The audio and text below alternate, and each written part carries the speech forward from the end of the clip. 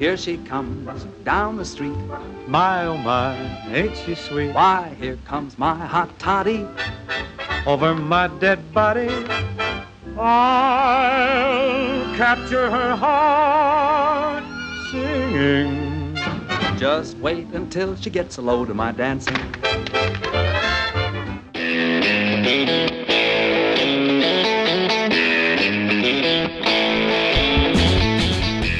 Happy holidays and welcome to our first of two holiday editions of the Cine-Files. My name is Steve Morris. I am a filmmaker and directing instructor in Los Angeles, California. Hello, everyone. Happy holidays and Merry Christmas. This is the outlaw John Roca here, excited to be diving into this film that I've watched for the first time for this show to talk with my partner, Steve Morris. And Steve, I'm very excited to have a conversation about this film for a number of good reasons and then one really big bad reason. But yes. Well, since you brought it up, let's start right there, which is the film is Holiday Inn. And frankly, we debated doing this on the show for many years. Yes. And each time we debated it, I had seen it and I said, look, I like this movie, but there is a scene in it that is almost a movie killer. And we wanted to give you a warning that this is coming, which is that there's a blackface scene in this film, which is just... it stopped me dead in my tracks when I was watching for this, and you just texted me when you were watching it that you had the same experience, and it's really rough. Yeah, no matter how much they tell you it's coming, you're not prepared for the blackface scene until you see it. But I'm going to say something here that it's going to preview our conversation, and I will say this. This is not Mickey Rooney in Breakfast at Tiffany's bad. This is something else, and I'm looking forward to having the conversation about it. Because obviously all blackface, not good, but I think this one, we can talk about it with a little more nuance once we get to that section of the movie for sure. But yes, Steve is very correct to put a warning out for any of you who are offended by that or who have issues with us discussing this. Just be forewarned that it is coming up in the episode. And frankly, if you saw this movie on TV at some point in your childhood, there's a good chance you never saw this scene because it was edited out a lot of the time. And again, this is the conversation of how do we look at things from the past? Right. What eyes do we use? How do we judge them? And that's obviously something we've been doing since the beginning of the Cine-Files. I also want to let you in on a little bit of how this came about, which is that we had talked about Holiday Inn.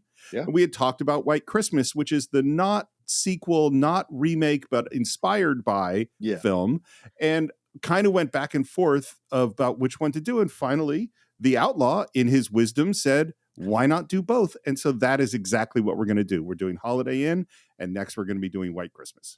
Yeah, we don't do a lot of classic films like we used to when we first started out. So when we get a chance to do some classic films, it's always fun for us. And then, Steve was very kind to be like, you know what, that makes all the sense in the world to me. So, we're excited to do them both back to back for sure. So looking forward to it, man. Well, and you've already answered the question of how did you come to the film, which was very, very recently. Yes.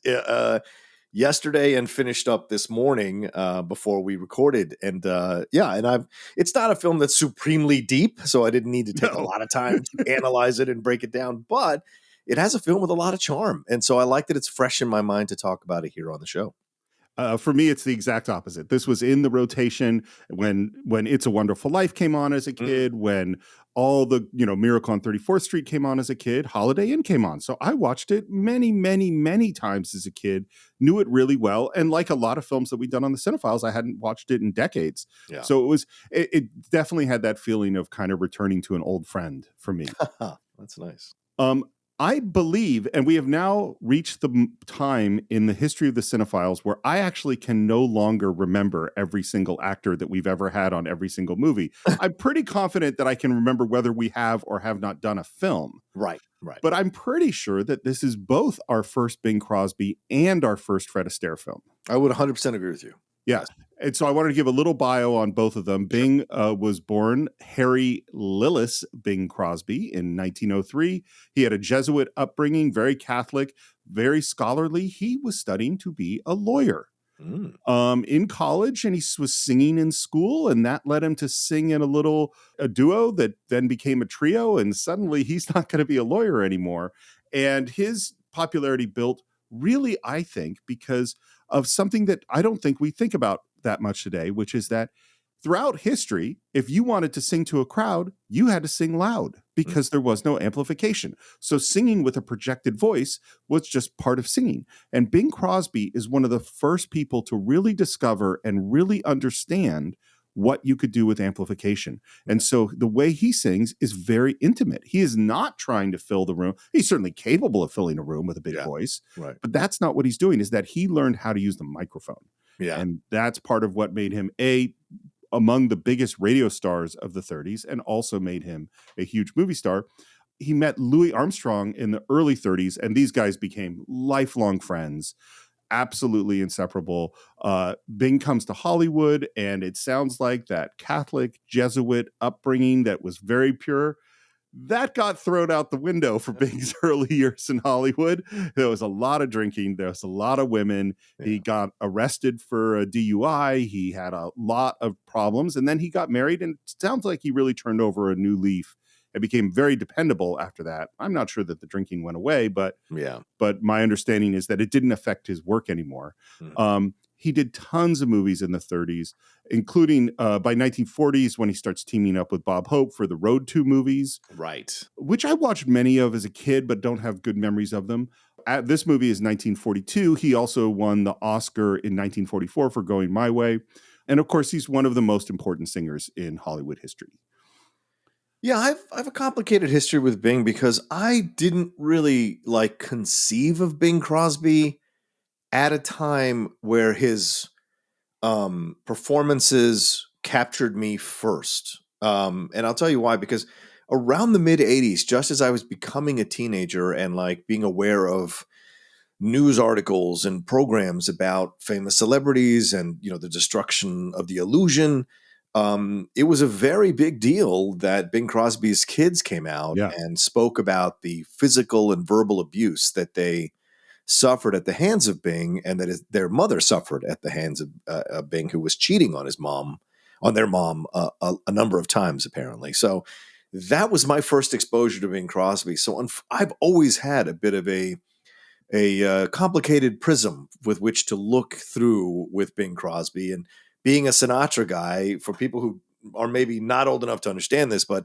Sinatra and Bing was essentially the Stones or the Beatles, Elvis or the Beatles, that kind of thing. So you were either a Sinatra person or you were a Crosby person, because Crosby was a crooner and Sinatra was much more of a different kind of singer, like a really elevated lounge singer, and it was much more just a different approach, right? And they signify different generations. And of course, when they work together in high society, you could see that if they work together, they're fantastic singers together. So I've always had a complicated relationship with him because of these situations. Yet I remember seeing the Road movies with my mom, with my dad as a kid, and just being a Bob Hope fan. Wasn't necessarily registering Bing Crosby until much later. And then so it's always been complicated, I guess I would say, going into this, but it never affects my assessment of him as a performer, but certainly as a person. There's an element to that doesn't let me 100% fawn all over him, So as far as I know, we've never had this conversation, but I would have 100% predicted, because of your love for Frank Sinatra, that you're the Frank guy. And it's funny because as a kid, I grew up, I didn't see a lot of Frank Sinatra as a kid. I saw way more Bing Crosby. So I was a Bing Crosby guy until exactly the thing you're talking about. And I remember when I started to hear those stories, and it was so upsetting. And then that's right around when I discovered Frank Sinatra too. So and then kind of went, oh, well, and they're just totally different, basically, in my mind. Their whole approach to singing is totally different. Yeah, no, and I remember there being, and I hope I don't cross too hard of a line here, but I remember that there was an SNL skit based on this. Yep, I was thinking was it the Bill Crosby Show or something? And he would go and beat his. It was just such a weird skit, man. But I remember that really cementing that in my mind, the legacy of him. Yeah. But let's talk about Frederick Asterlitz. Yeah, the great Fred Astaire. Gene Kelly's my favorite. 100%. But it's not that far away of competition, because every time I see Fred, I'm like, God, I love this guy. I just love Fred. His elegance, the way he moves. He started dancing at the age of 5 because he tagged along with his sister to her dancing lessons. And then they became a duo and performed together for years until the 30s, when she finally retired and Fred went, well, I guess my career is over. because wow. my partner is retiring. She doesn't want to dance anymore. And then he continues on stage. His first movie is in 1933, and that's a film called Dancing Lady, which was sort of a big collage of dance numbers, in which another star of that film is Ginger Rogers. Oh, wow. But they did not dance together.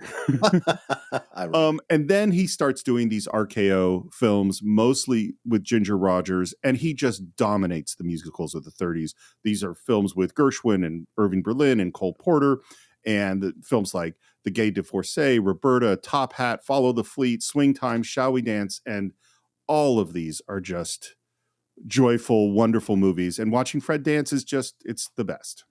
Yeah, I mean, I think Astaire is to Crosby as Kelly is to Sinatra, if you're looking in the dance Totally. prism, right? And again, when they got to dance together, which I think was in Gene Kelly's kind of compilation of musical, I can't remember what the name of that film was that he did, but him and Astaire had a wonderful sequence, and because they both understood and respected each other's styles. Kelly's was a much more aggressive, jumpy style, whereas Fred's was much more, as you said, elegant and graceful. Both equally great at what they did, but it's a matter of enjoying them for what they can do and bring to the stage. And I've always loved Fred Astaire. There's just something about his voice, his demeanor, his look, his everything that just made me fall in love with him as a performer from top to bottom. So it made this film an interesting film to see a much more selfish, a much more self-centered Astaire performance that I was really surprised by as I was watching the movie. And he was very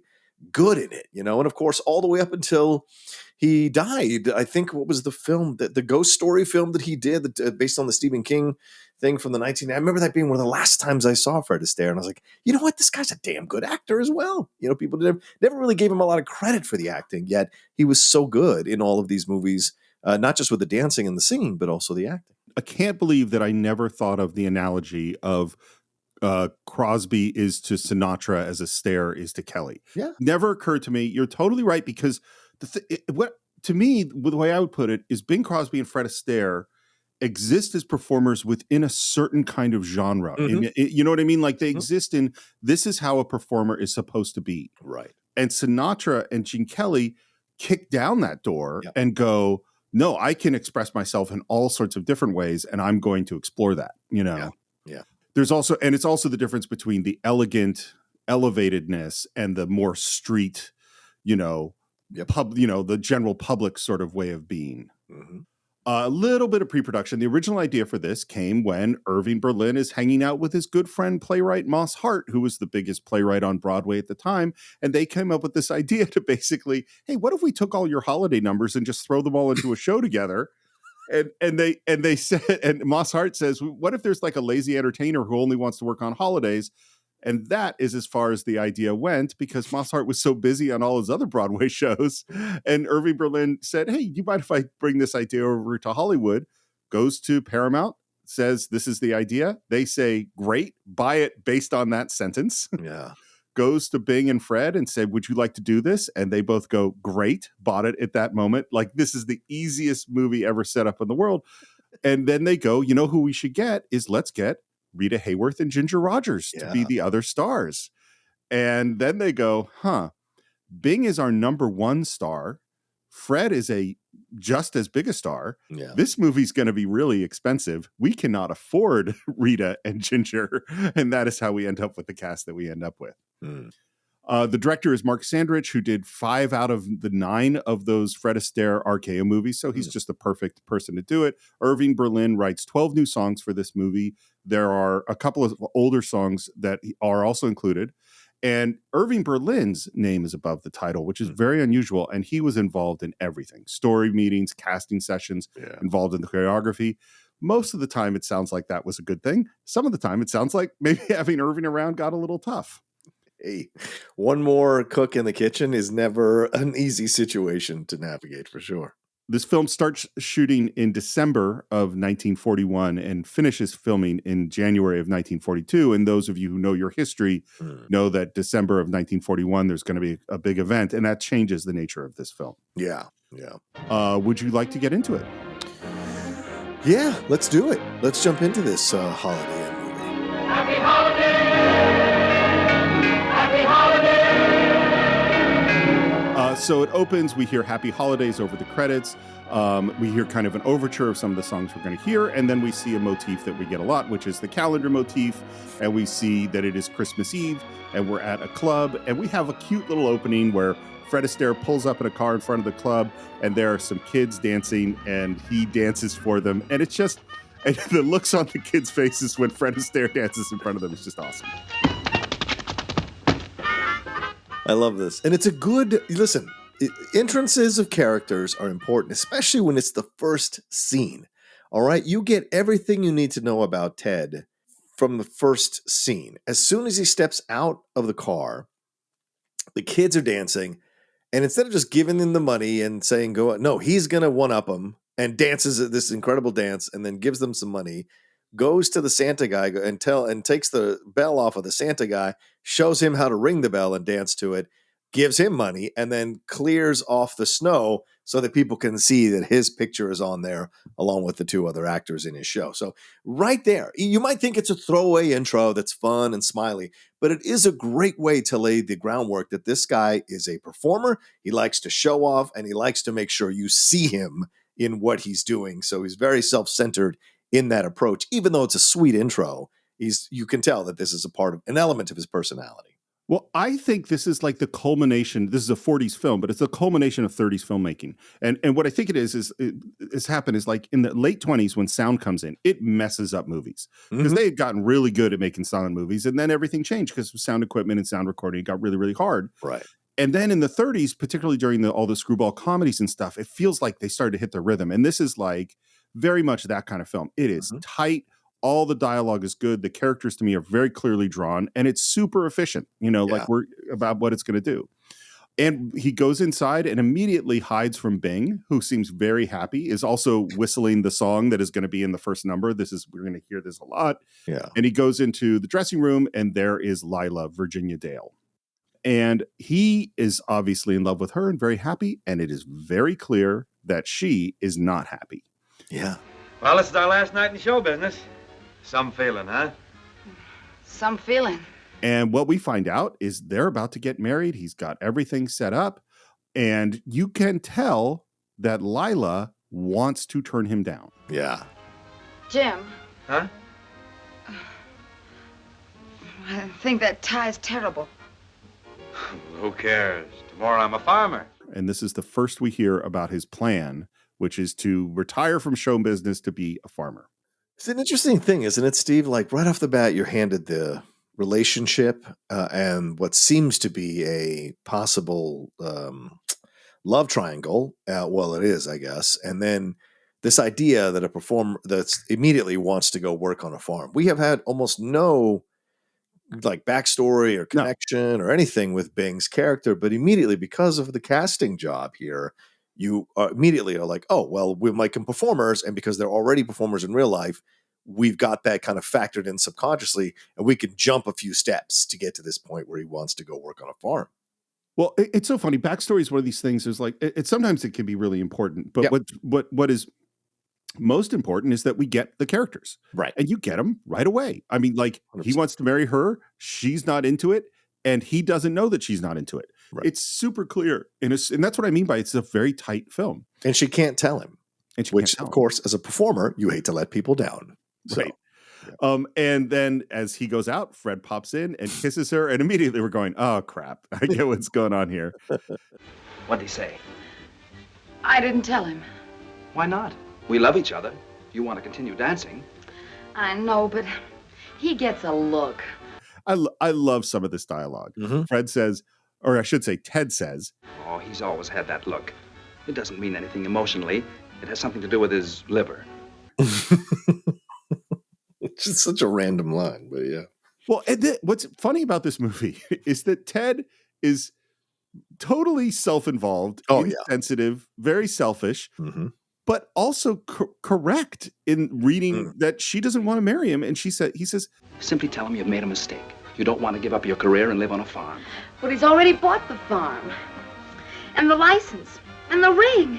And Lila is a very frustrating character. Yeah. She's not a good person. Let's just be No, clear about it. yeah, she's just as selfish as she's actually one shade more selfish than Ted, but certainly not the best of characters. I think deep down, Ted genuinely cares about Jim, and Jim genuinely cares about Ted. Mm-hmm. They also do things, particularly Ted, well, both of them really by the end of this film, that are really, really not cool. Well, and it's interesting too, when you look at it from 2023 eyes, like the idea of two guys constantly fighting over the same woman, constantly falling in love quickly with the same woman. Like if you're looking at it through 2023 eyes, you're like, well, there's a lot of psychological stuff to unwrap here, unfold here. But of course, the culture back then in the 1940s, this idea of two men fighting over one woman, I think that's not as out of the realm of possibility and a consistent situation because, of course, back then, it's a much more of a patriarchal society than we have now, even though we still have a patriarchal society. But like this approach here where like, yeah, they're just objects and we each can want the same thing and we're going to fight for the same thing because it's about status. That seems to be a much more predominantly accepted approach to a situation like this, judging from the movies from that time, than you might see now, I think for me, it's just this movie ain't deep. No, like in this world, Ted Hanover has to fall in love with the woman he dances with. Yeah. And if he dances with her and she's a good dancer, he will fall in love with her. And that's it. Yeah. Like we don't need to have a personality or psychology and it's just, that's what, and the movie tells us that is the truth. And that is what the truth is. So Lila is his dancing partner. Therefore he is in love with her. Yeah. Therefore he has to have her. That's it. Mm-hmm. Oh, I can't tell him. All right, I will. Right after our number. Listen, darling, don't weaken. Think of our life together. Think of diamonds, of sables, of your own little penthouse. That a promise? Well, just think about them for the time being. I love little bits like that. That's the kind of dialogue we don't get in films very much anymore, and I think it's a lot of fun. I love you. I love you. And Jim. I love Jim, too, but after all, I mean, let's not be too chummy. I like that. A little threesome joke there in the 1940s. I love it. I do, too. And I think it's surprising that in 1942, we have a man saying that he loves another man. Yeah, true. Oh, good point. That's not a thing that men said. Yeah. And then we go in to one of the songs. This was, of course, specifically written for Bing and Fred. And this is Singing and Dancing. And it's all really, really cute. First of all, it's a fun song. Yeah. And second of all, they're all of the ways that they one-up each other, all of the ways they imitate each other. They're all really, really fun. Here she comes down the street. My, oh my, ain't she sweet? Why, here comes my hot toddy. Over my dead body, I'll capture her heart singing. Just wait until she gets a load of my dancing. And it's essentially putting to music and lyrics what we just saw in the opening scenes. The issue between the two of them, both wanting the same woman. By the way, I also think it's interesting. I think Bing is, in fact, Bing is not the dancer that Fred Astaire is, obviously. No. He is a better dancer than he is showing in this particular scene in order for the scene to work. Technically, one other thing, frequently when you did tap dancing scenes, the taps were not, the music is pre-recorded and the taps are not recorded live because you can't get very good sound on them. It's hard to get good sound. And because the music is playing from the pre-recording, you can't balance the sound of the taps. So they don't wear taps when they're doing the scene. And then usually Fred Astaire would Foley his own taps later, which means that he would watch playback and tap dance to playback to record it. In this I have trouble doing that voiceover wise, Steve. I can't even imagine doing it dance wise. My God. Yeah, I mean, Foley is a super fun process to do, but having to hit every single beat of a tap, that is really, really impressive. That is, I understand, not what they did in this thing. This actually was recorded live, and they had a microphone under the bench for when he jumps up on the bench, and they had another microphone on the floor to record all the taps.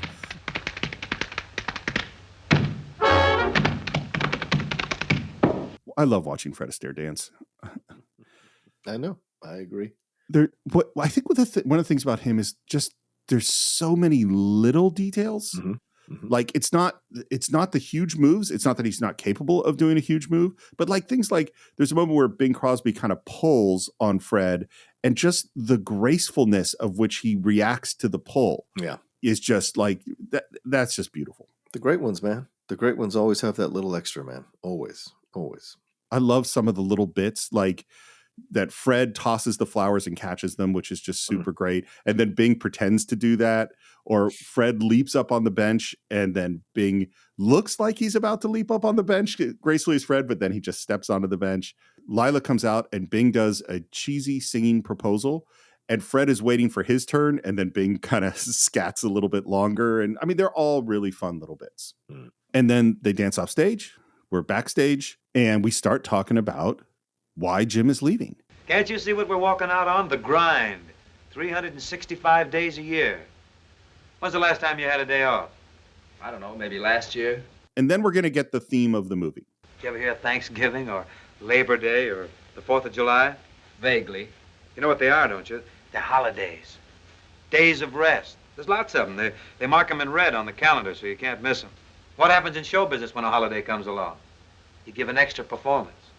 And I think this is something that regular people don't actually think about, which is all those places they go to get great entertainment or great food or great experience on a holiday. Those people have to work holidays. Yeah. Like restaurant people don't get Thanksgiving off. Yeah. When I worked at Universal, I tried to work on every holiday because it's more money. And so, but you deal with it, because it's a good situation for you. But now I try to take every holiday off that I can. So Jim is talking about heading up to Connecticut with Layla, and you could see Ted is trying to say something. Say, Jim, there's something you should know. Oh, I know, Ted. I feel the same way about you. We've had our ups and our downs, and we fought a little over the women we swiped from each other. So A, this is not the first time. No. And B, Jim genuinely cares about Ted. Yes. And right as Ted is about to tell him, in comes Danny, their manager, and says, Ted, if I'm not the best manager in the business, I'll eat a garage mechanic shirt. 15 weeks at the Park Club, sight unseen for you and Layla. $200 a week more than you were getting with a farmer thrown in. This, by the way, is Walter Abel, who was born in 1898, started acting in 1915. His final film on TV, he was 86 years old. This guy worked forever. Love him in the movie. He is my secretly favorite character in the film. Honestly, top to bottom. Love him, love his approach, love his performance. And he brings the right amount of humor in certain moments that I think works so well.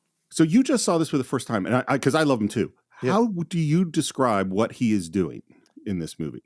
Oh, he's not comic relief, but he is the driving train of the movie because neither Bing nor Fred are making the action happen. It is him, the manager, who is like, we got you this, and we got you that. Oh, you didn't know? Oh, well, let's have the conversation about you guys breaking up. Oh, I got to get you a partner. Oh, you know what? I'm going to get you Linda Mason. She's going to work at Holiday Inn. You're set. Get the orchids. And then later, he's the guy that's trying to make everything happen here to get him to Hollywood so they can have everything going. So he is the driving force of the movie for all the actions. So as a screenwriter, when you look at it, and I'm not a screenwriter, but I'm assessing it, it's such a smart technique to use this character to be the thing that is the deciding vote between Fred Astaire and Bing Crosby, because he's constantly the one forcing the performances to happen and for the situations to pop up and for people to pair up and all these kinds of things. So he is dirty at times because he's a manager and he wants to get his cut. But I mean, I like him as a driving force in the movie. So there's a level of screenwriting filmmaking that I would say is a more advanced level. Like when I would be teaching my students, it's like, you're just trying to get your story told and have it make sense. Like that's it's sometimes for some films, today, they don't even get that far. Yeah.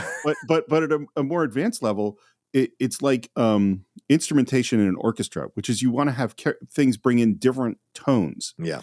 And so Bing Crosby is very internal and very quiet. He's not a bombastic character at all. Right. Fred Astaire's character is more aggressive and insecure and emotional and reactive. Danny Walter Abel, he comes in 100% in every scene. Yeah. It's full energy. It comes in full on. Yep. And that creates these different tones. And of course, Lila, Virginia Dale, and Linda have their own sort of tones. And that gives you these different feelings that I think really, really work. Yeah, because everyone is passive aggressive in the movie except him. Walter Abel is like, bang, bang, this is what's got to happen. Bang, we got to do this. Bang, we got to do this. And so everybody is forced to kind of react to him because of that. Yeah, he's aggressive. Yes, he's aggressive. Don't be upset, Jim, dear. It isn't that I don't love you. I do. I love everybody, but... Lila's going to go where Lila's going to go. That's basically the deal. There are people like that, for sure. And Ted, trying to let him down easy-ish, says... It's best that you found out now, Jim. You wouldn't want to make Lila unhappy. Oh, no, I wouldn't want to make Lila unhappy. Not now.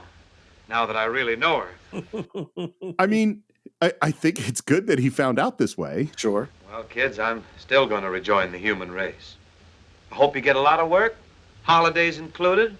Dance yourselves into beautiful, nervous breakdowns. So he could have been, and look, of course, he's taking his petty shots, but they're not super mean, right? And I think there's the difference. And I have a feeling, I don't know how you feel about this, Steve. You've seen the movie much more than I have, but this is not the first time he's lost a woman to Ted. It feels yeah, absolutely. Right? I agree. Yeah, and I think that's what spurs what he does later on in the movie with Linda Mason, is that he is just so tired of losing to Ted. Ted always comes in, messes things up, and although he thinks he can compete with Ted, he's actually submissive to Ted in a way. And it's fascinating when you look at the movie, the dynamics of the two characters, because, and especially with the actors, I mean, Bing essentially is playing the lesser status character to Ted. And that's a really bold decision to make for someone like Bing Crosby at that time, at the height of his fame. So to me, this is an interesting exploration of why these two actors took these roles and how much they dive into these roles and make it work. Because Bing understands I can play the lovelorn, sympathetic guy, doesn't want to work that much, trying to change the things. The other guy's much more self-centered. So yes, I'm lower status, but the audience is going to love me more. So it's a really smart move all around when you look at it. Because folks, actors don't just take roles to take roles. When you hit the superstar status, it's about brand, even back then, and it's about how you come across, as well as how enjoyable it is to play the role. So yeah. I immediately agreed with you when you said that about status. And then since then I've been thinking about it. And of course, in terms of Jim often will have a girl and Ted has taken that girl away from him in the past. In that sense, less status. And in the sense of being like the more introverted, less outgoing, less dynamic personality, he has less status. He's also the guy who writes the songs and has all the ideas. Yes. And he's also the emotional center of the movie. You know what I mean? Yeah. And so like, I think, and again, I go to your calculation of these actors playing this part. In some ways, like Bing gives up a certain kind of romantic status in order to get this other kind of status. And he's the romantic lead. He gets the girl at the end. Yes, I mean, that's, and then Fred gives up his elegant status in order to play the more desperate, more comedic character that maybe he hasn't gotten to play as much in all those romantic movies in the 30s. 100%. Nice change of pace for both of them. Yeah, totally.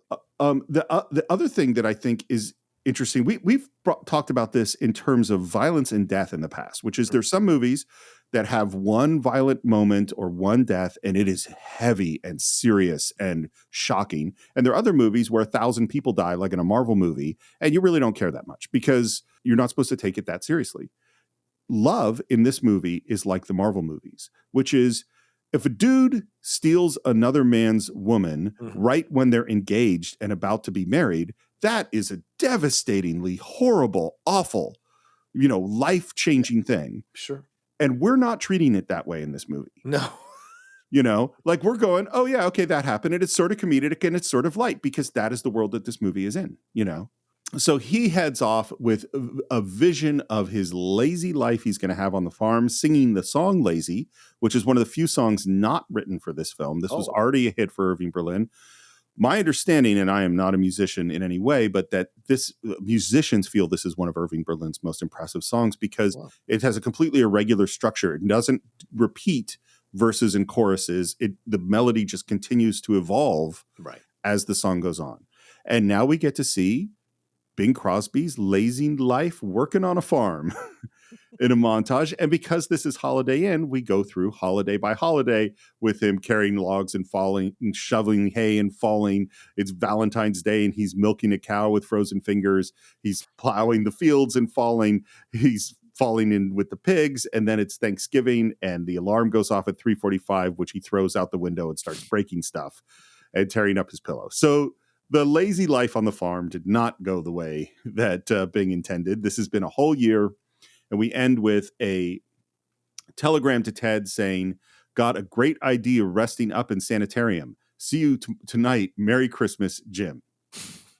Just to be clear, he had like a nervous breakdown. Yeah, yeah, exactly. And sanitarium is not like a place you go to rest and just like, recuperate. No. Or it's not a fucking spa, right? He had a nervous breakdown and was there for a long time and then got an idea about what to do next. So the casualness with which they throw this out. Maybe this was casual in the 1940s, Steve. I haven't done the research or the numbers, but a sanitarium nowadays really implies something completely different. Well, it's really just what I said about the love thing, which is like, we're not taking any of this terribly seriously. Mm-hmm. That's just kind of supposed to be funny. And we're back in a dressing room and now Jim is singing a very different tune that, this is the hardest work in the world. And then he starts talking about his idea. Oh, but this can't miss. I'm turning the farm into an inn. But what an inn. And he hands Ted a card that says Holiday Inn, Midville, Connecticut. Open holidays only. So this is the gimmick. They're going to be open 15 days a year, 350 days to relax. And Ted, of course, thinks he's crazy. Oh, don't you worry. This is going to work. I'm having auditions out at the farm every day. Say, if you run into any talent that's willing to work for a share of the take, will you send them out? Danny has forgotten to get flowers for Layla, and now he's going to have to run out and get flowers at the last minute. And Jim says, boy, you better. As I remember, this kid even expects presents on Father's Day. Which, A, is a good joke about Layla's character. It's also a holiday joke. Yes, true. Danny heads off, and Jim remembers his gift for Ted, and we get a nice little bit with some peach preserves that he has put up for him, all of which explode. Which is weird. Like, it's such a weird bit in the middle of this back and forth, right? Like, maybe that's a joke for back then. I don't know. I mean, it can happen if you don't can your preserves properly, and like bacteria gets in them that starts growing, they will explode. Wow, really? Okay. But, well, and I mean, I would guess that 20 times more people put up their own preserves when this movie came out than put up their own preserves today. Good point. Yeah. So Danny goes off to buy some orchids, and there in the flower shop is Marjorie Reynolds, who plays Linda Mason. This is her biggest movie. Yeah. She was 20 years old when they made this. She had been discovered in a stage musical in Hollywood. And she did solidly work for the next 30 years in movies and TV. She was a working actress. She was on Leave It to Beaver. She was on, like all the stuff into the 60s. But this is the biggest thing she did. And I think she's great in this movie. Yeah, I think so too. Yeah. And as soon as she sees Danny, she recognizes him, bribes her manager to let her wait on him. Have them delivered to Miss Layla Dixon at the Club Pierre before 11 o'clock tonight. I'm sorry, but our delivery truck is on its last trip and won't be back until after 11. And the reaction from the guy that she bribed to do this is great as she lies about this. And she basically offers to make the delivery herself. And he's grateful and tips her and then gives her a ticket to the show. And then she looks at him and goes, "Why, you're Mr. Reed." And Danny's reaction to that moment is so perfect. Oh boy, here we go.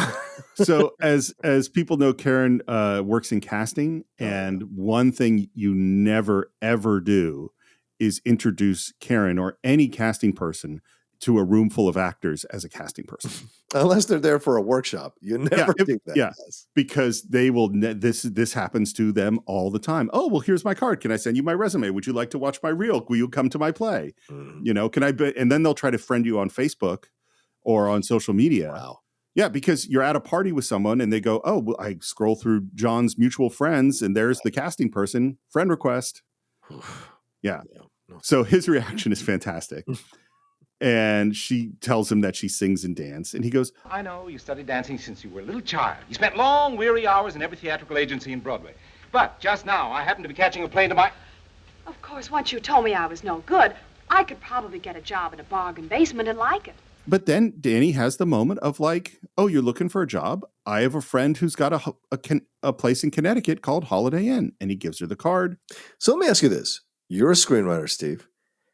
They've set this moment at the end up since the moment we go into the scene with Fred Astaire, Bing Crosby coming out of the sanitarium. Them having that conversation, the orchids not being bought by Danny, him having to go get it at the airport. Do you like the way this is constructed?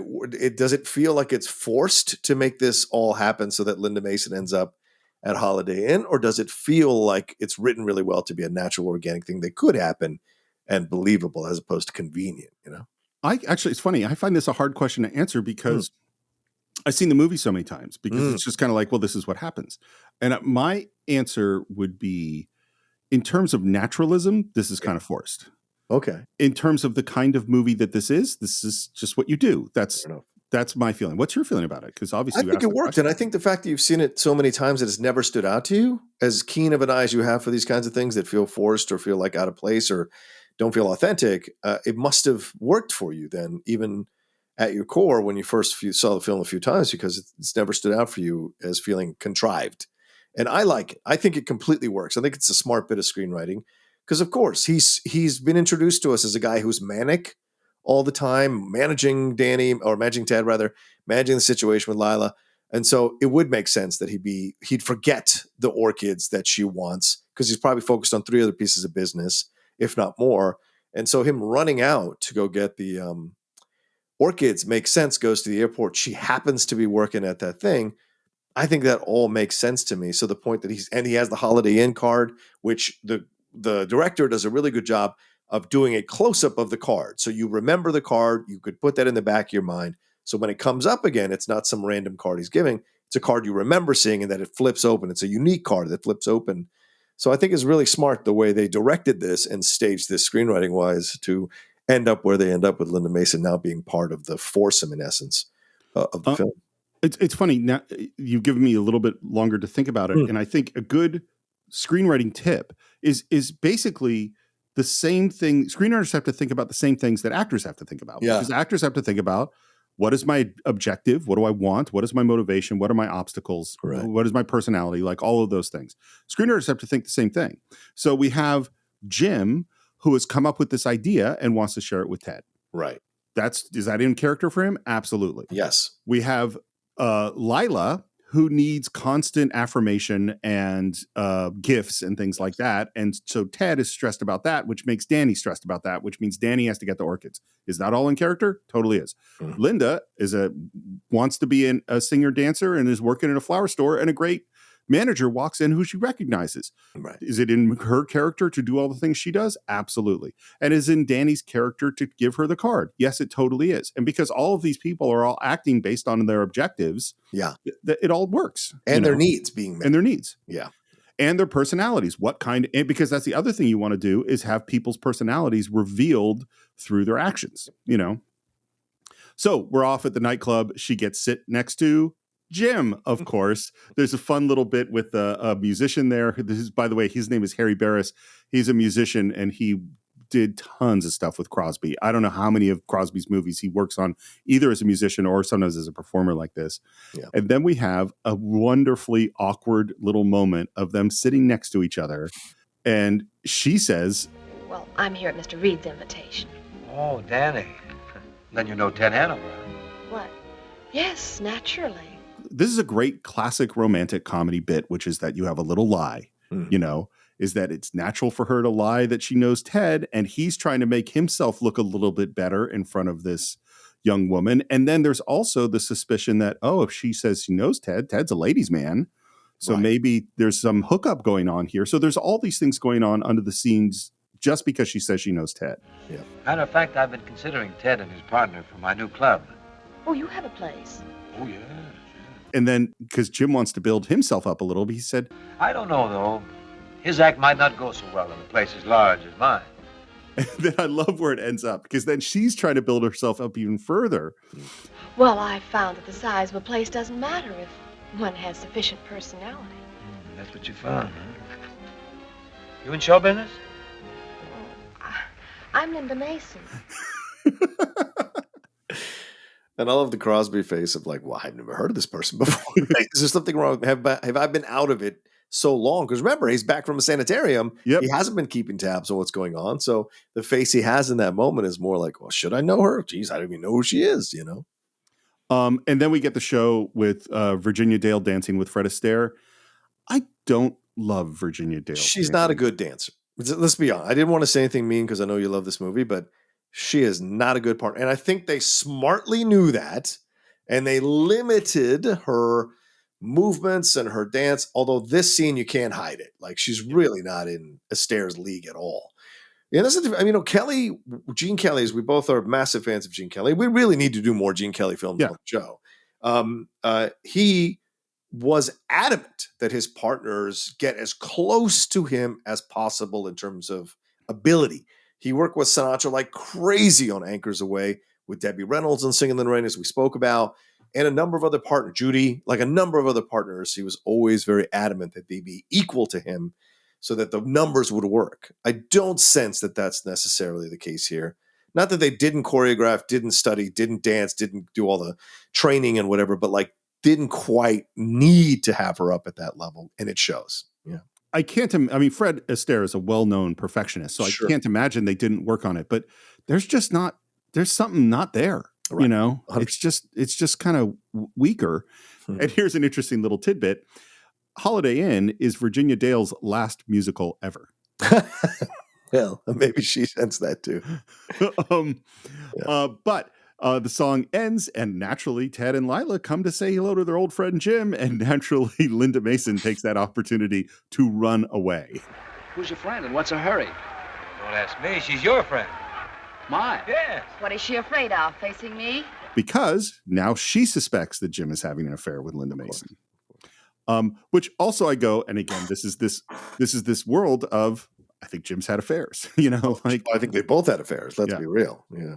We're up at the Holiday Inn where Jim is loading up a sign as a beautiful horse-drawn carriage pulls up with Gus, who is a character we're going to see a bit, and he does not believe this Holiday Inn thing is going to work.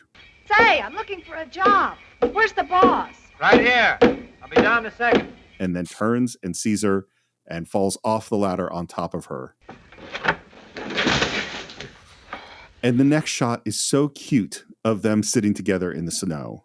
Yeah. So, you're the big shot that didn't know whether Hanover and Dixon were good enough for your place. That wasn't exactly hay you were throwing either. I'm Linda Mason. Merry Christmas. Merry Christmas. All right, you're a fake and I'm a phony. And we're both soaked. And it's so cute because I think they have great chemistry together. Yeah, 100%. In the whole movie. And they both have been caught in a lie. They've both been caught in trying to build themselves up. Yeah. And they both laugh about it and think it's funny.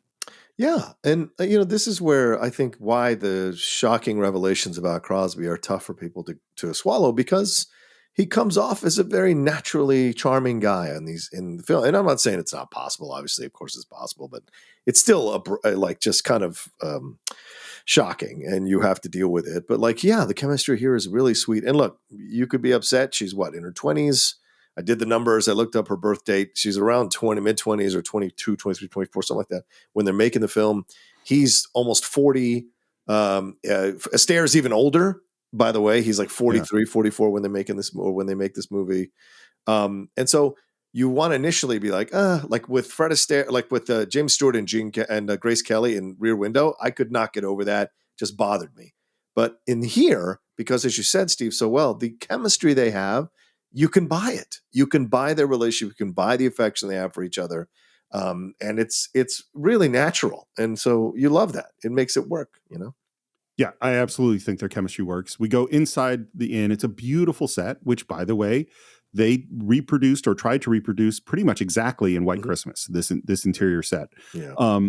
And they have a couple of jokes. And then we call in Mamie, which is Louise Beavers, who comes out with her kids. And Louise Beavers, she actually started in amateur minstrel shows. That was the beginning of her career. She didn't want to do movies at first because, and this is a quote from her, in all the pictures I had seen, they never used colored people for anything except savages. And then her first movie role is 1927 in Uncle Tom's Cabin. Wow. And she had actually did some very much less stereotypical roles. She's in several good films, including Imitation of Life with Claudette Colbert. Right. Did tons of theater. And then later on in her career, spoke out really, really vocally against Hollywood's portrayal of African Americans and became a real spokesperson for that. Yeah. And there is a bit that is going to happen with the little kids that I'm just going to take as cute, which is that they follow her around everywhere. Is your name's Mamie? No. Get back in the kitchen. And then they just continue to follow her around everywhere. Yeah. And then it's later at night and we're sitting by a crackling fire talking about the Holiday Inn. Yeah. I think this movie goes to a level of intimacy with these two characters immediately, and it totally, totally works. Mm-hmm. You know? Yeah. And it's a weird thing because it's like, okay, you're a young woman who is now alone in an inn with an older man who you just met today. Yeah. That could be a very uncomfortable situation. And yet, and they seem like a married couple from the beginning. Well, because he doesn't come off like a horn dog. He doesn't come off angling to try to be with her or sleep with her. He's much more just kind of rolling with what's happening and exploring it as she's exploring it. So it allows you to kind of put those fears of the situation that you would, if you would read that on a paper, you might have some questions about. But when you're watching it, you're just like, oh yeah, this feels like they're very naturally paired up, and it's fine, you know.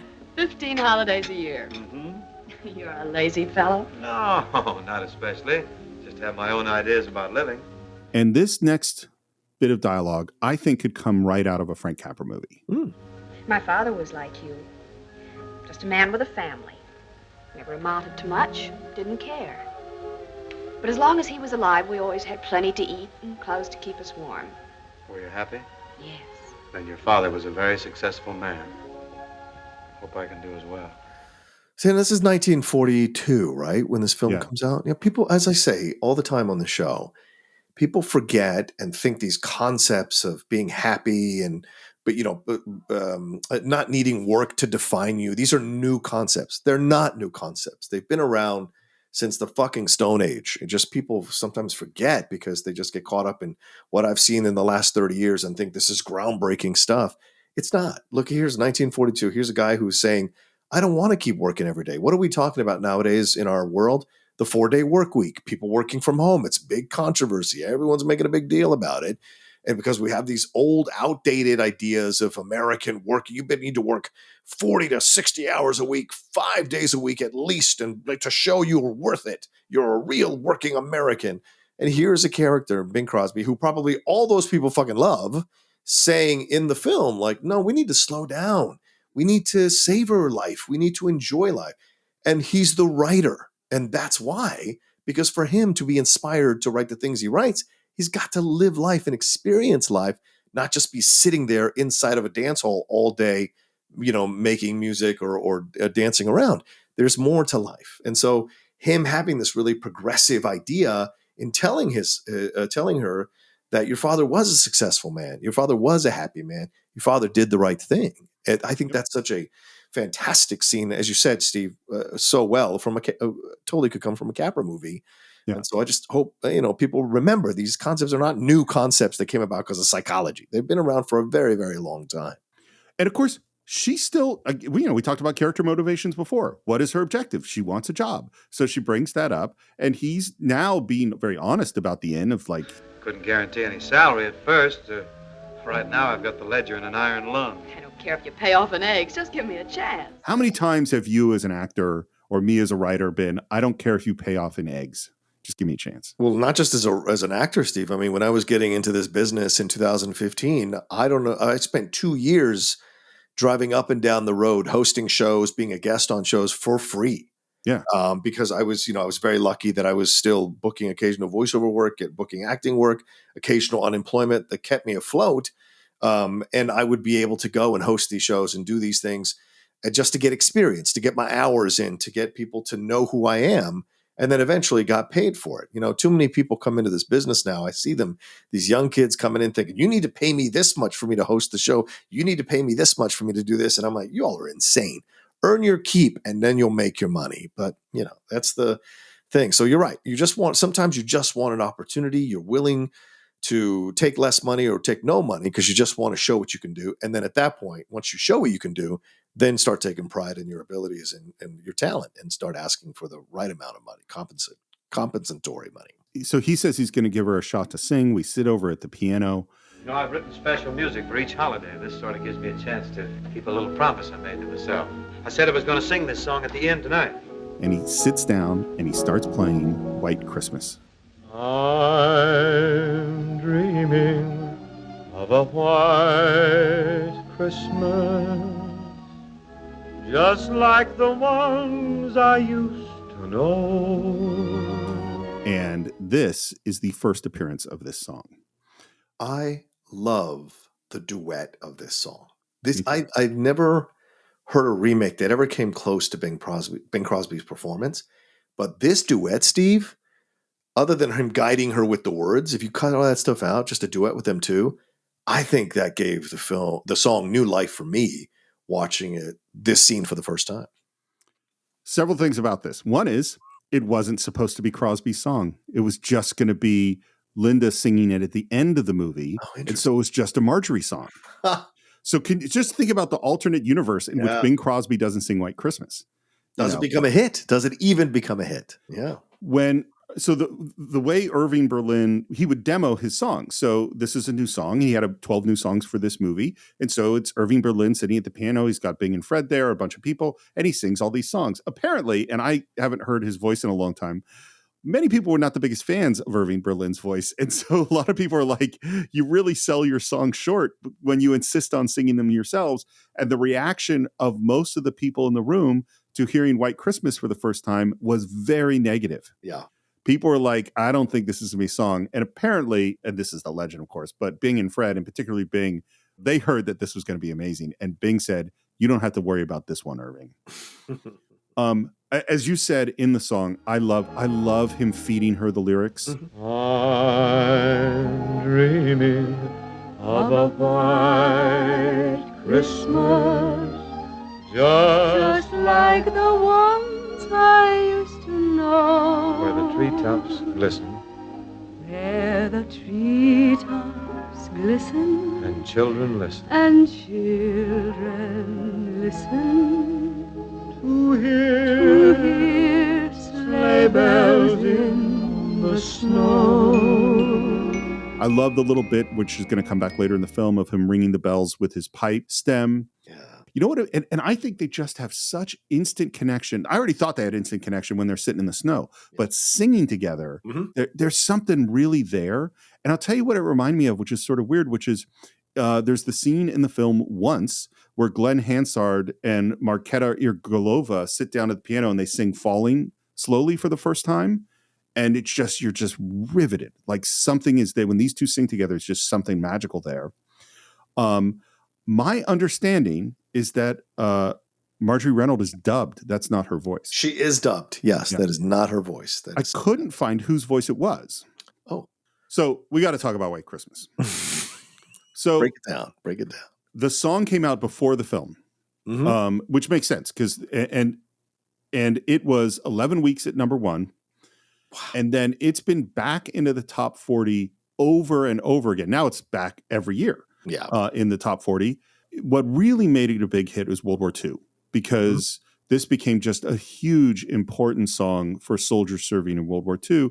And Bing did it at USO show after USO show after USO show, traveled all around Europe doing this song. Bing Crosby's version of this song is the number one best-selling song on physical media of all time. So once we get into digital downloads and stuff like that, it's no longer number one. Right. But for physical media, it sold 50 million copies. Yeah. And if you include other versions that aren't Bing's, there are probably 100 million copies of White Christmas sold in the world. Yeah. Martha Mears is the woman who dubbed Marjorie Reynolds' voice, and the Elton John song that he redid for the death of Princess Diana of Goodbye English Rose or something. Goodbye England's Rose. That's the one that surpassed White Christmas. But as you said, digitally and physical, not just physical. That's where White Christmas still wins every year, you know. By the way, there was originally a different opening for White Christmas because it's about a guy in Beverly Hills looking at palm trees on a hot day, dreaming of having a white Christmas. The sun is shining, the grass is green, the orange and palm trees sway. There's never been such a day in Beverly Hills, L.A. And fortunately, everyone went to Irving Berlin and said, cut the Beverly, we don't need palm trees.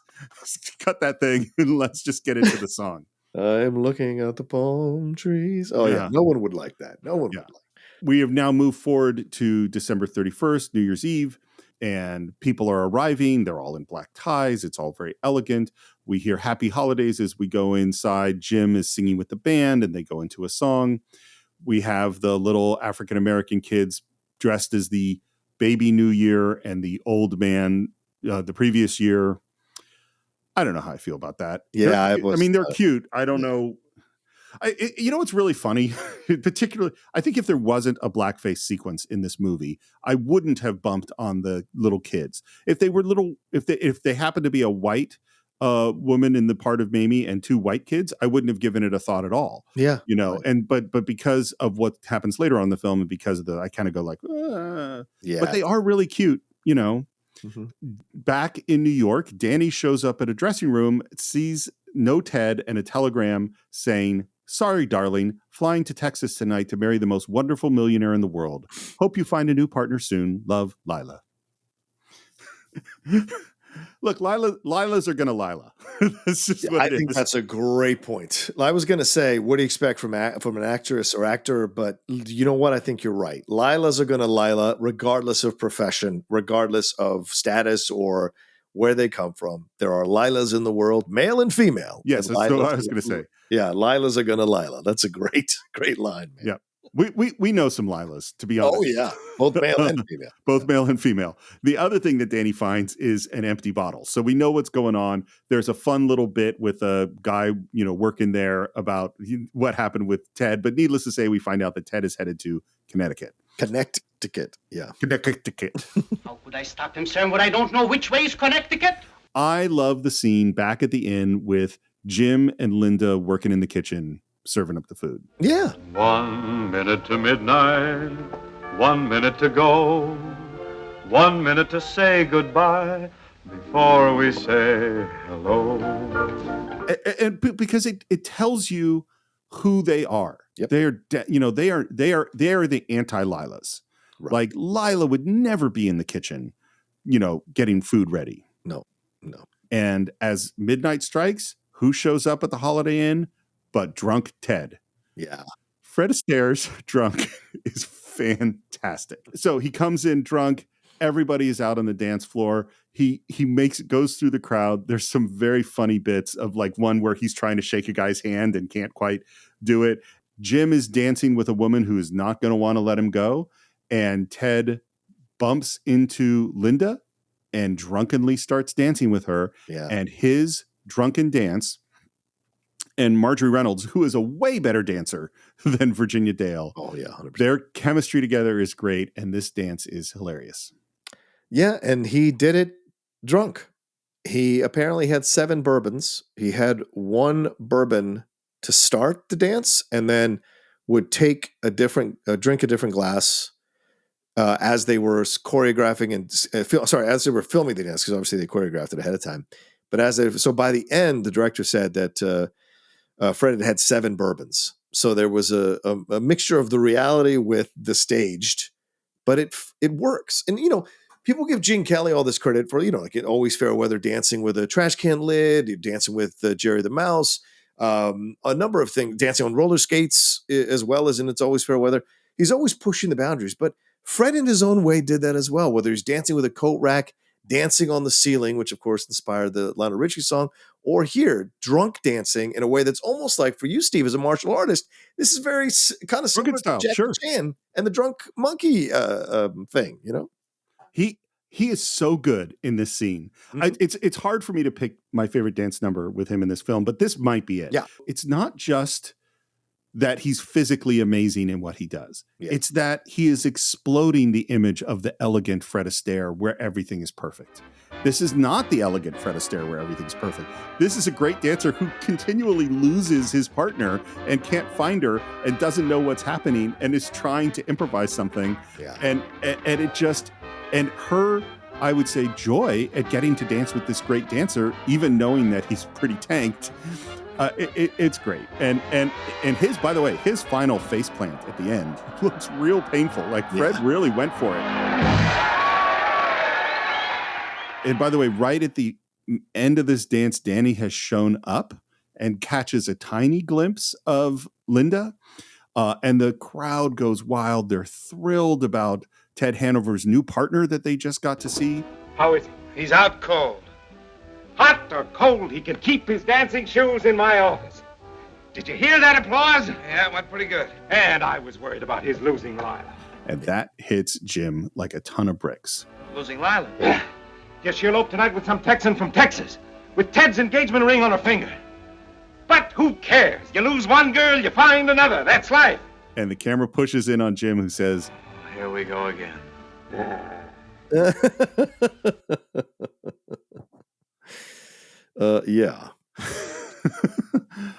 It's the next morning. Ted is waking up hungover. I love some of the dialogue. Well, how'd I get here? Who brought me? You were clinging to the undercarriage of a Jeep, I think. And now Ted is trying to reconstruct what happens, and he remembers the telegram. Then I had a drink. A drink. Boy, you were fractured. And then I decided I had to talk to my old pal Jim. You don't remember anything else? And that's great. Jim is thrilled. He doesn't remember the other dancer. We're going to be totally fine. Too bad about Lila. I think you're better off doing a single.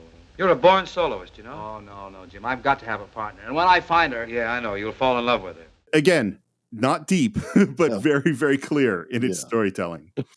Why didn't you tell me? Letting me beat my brains out worrying about his losing Lila and all the time he's got this girl on the leash. But unfortunately, he starts to remember. Yeah. And then we get what is basically our bizarre Cinderella plot. I remember dancing with her. If I ever danced with her again, I'd probably recognize her. And Danny says, if I ever saw her from the back again, I'd recognize her. So that's, we got to dance with someone or see her from the back, and then we're going to find out who the girl was. Yeah. They ask Jim what she looked like, and he only got a glimpse. And then he says, She's built just like a girlfriend of mine, a girl you don't know, but her name was Consuela Schlepke. She used to play the pinball machine a lot down at the corner drugstore. I remember one time she was high man 3 weeks in a row. Apparently that was like a classic Bing Crosby sort of line. that was his sense of humor. Gotcha. So that's going to be the plot. They're gonna stay around for the next holiday, which is Lincoln's birthday, and we're gonna spot her either by dancing with her or seeing her from behind. It's Lincoln's birthday. People are pulling up, and there we see the waiters waiting on tables in blackface. I just went, oh shit. Yeah. and let me tell you something. Watching and Steve had told me that there was a blackface scene in the movie. I'd never seen the movie. And I'd never known about the blackface. I just never knew about it. And Steve told me about it, and I was like, okay. And he didn't describe it. He just said there is a scene. So I thought to me, okay, there's probably a dance number. And there is, but man, the way they lead up to this is really difficult to watch for me. Well, I hope for a lot of people. But that's the tease. You see them all in blackface as waiters. You're like, oh my God, both the men and the women in blackface. And then we're about to get to the scene here, and we'll talk about it. But yeah, sorry, Steve. I just wanted to give my initial thoughts when I saw it. It was like, oh boy, here we go. So on the Blu-ray, there is a piece about the blackface, and they have several scholars. And the word that was used by one of the African-American professor about describing blackface that seemed absolutely like the right word to me is grotesque. Yeah. Is that these were a whole genre of entertainment based on stereotyping and frequently negatively stereotyping African Americans in all sorts of ways that was extremely popular. Yes. And we'll get to what the number is, and we're going to talk about Bing Crosby in it. Yep. And it just, what I think is so shocking is the blindness of that. They really didn't understand how deeply offensive this thing was. And it went on decade after decade after decade.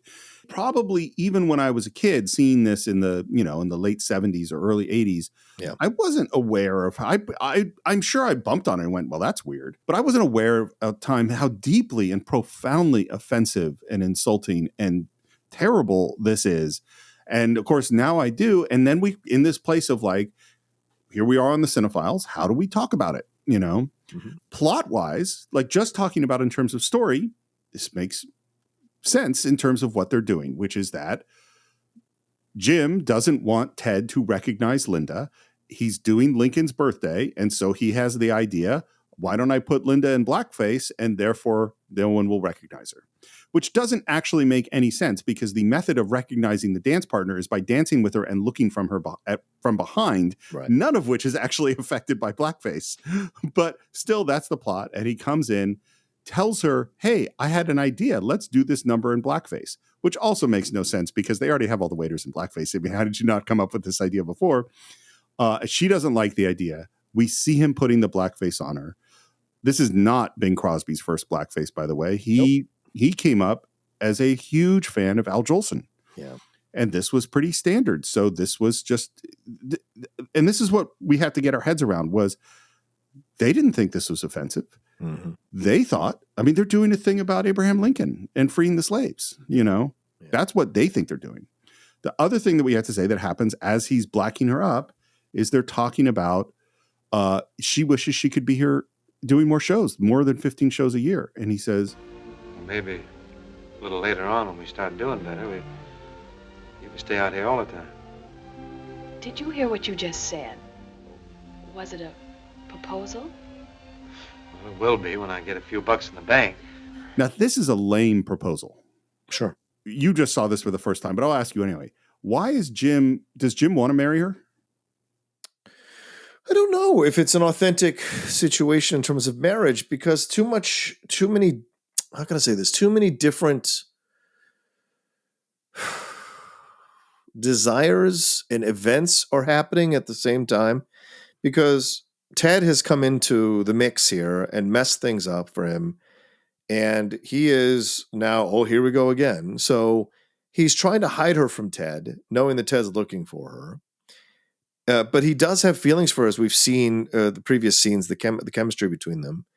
And then, so you wonder, is he really asking her because he wants to be with her, or is he being motivated to ask her because he wants to lock her down and make sure she doesn't marry Ted or get with Ted?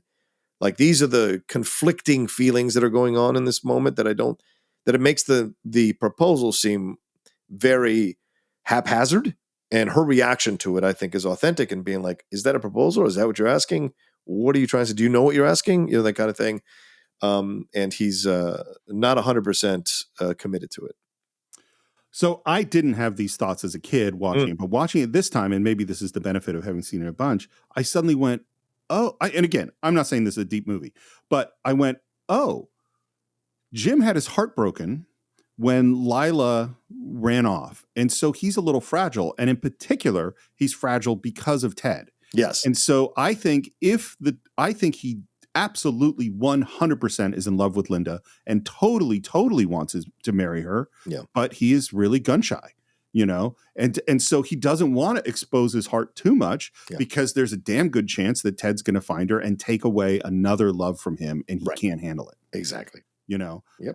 Okay. Oh, and we should say one other bit that is funny that's going on is that we have Ted and Danny, one from the front and one from the back. Ted trying to dance with people, and Danny checking out women's rears in order to find the right girl. And it obviously shenanigans ensue. Yeah. What does the guy say? What is this? A daisy chain. A daisy chain. Yeah, that's it. Yeah. So then we go into this number, and I really didn't expect it to be just as damn hard to watch as it is. It's really hard, particularly when Linda enters in her particular outfit. That's it. That's the moment, man. And it's just like they're talking about freeing the slaves and how great Lincoln is to free the slaves. That is the message of this song. Yes. The lines are things like, "Who set the darky free?" Yeah. Which is sung by Mamie. Yeah. And I don't know how Mamie felt about it. And I don't know. But the other thing too is like, obviously Louise Beavers didn't want to play these stereotypical parts. And she's not. Mamie actually, later on in the movie, has some good character to her. Sure. She's the one that gets him, motivates him to get off his ass and stop being a mopey dope and go for the woman he loves. Okay, so when do you want to talk about this number? I want to talk about it now. Let's talk. Okay.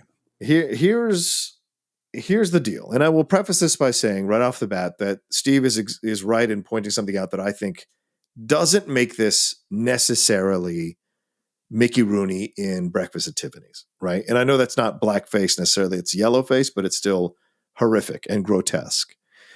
The intention here is to honor Lincoln freeing the slaves, right? So you have to factor that in. You can't put things in a vacuum.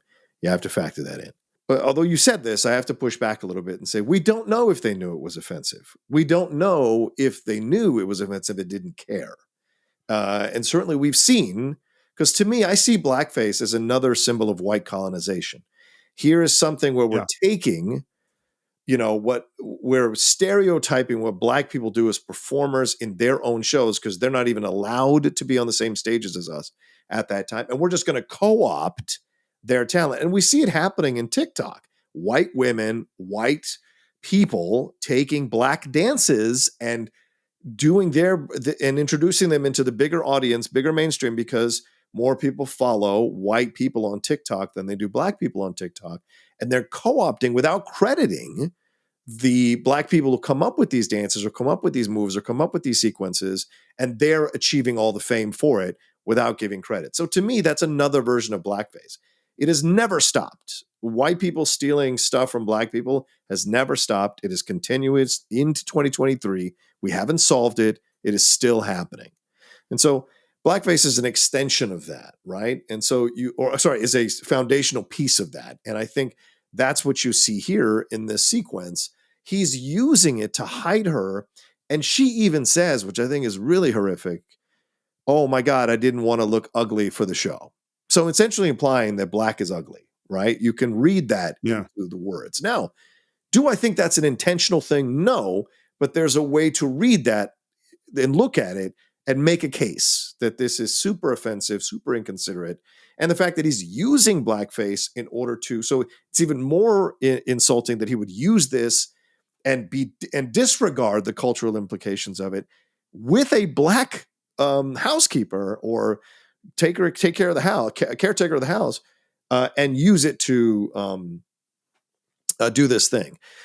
And to hide her, right? And then when she pops out and the hair and the ribbons, oh my God, it is so like, oh my freaking Christ. So the whole sequence from top to bottom is offensive on so many levels. But what you have to factor in is the intention, although misguided and incorrect and possibly offensive in terms of intention, was to highlight that Lincoln freed the slaves. And it's a February, it's a holiday. So they're honoring Lincoln, but they're also denigrating black people who he freed because of the Emancipation Proclamation.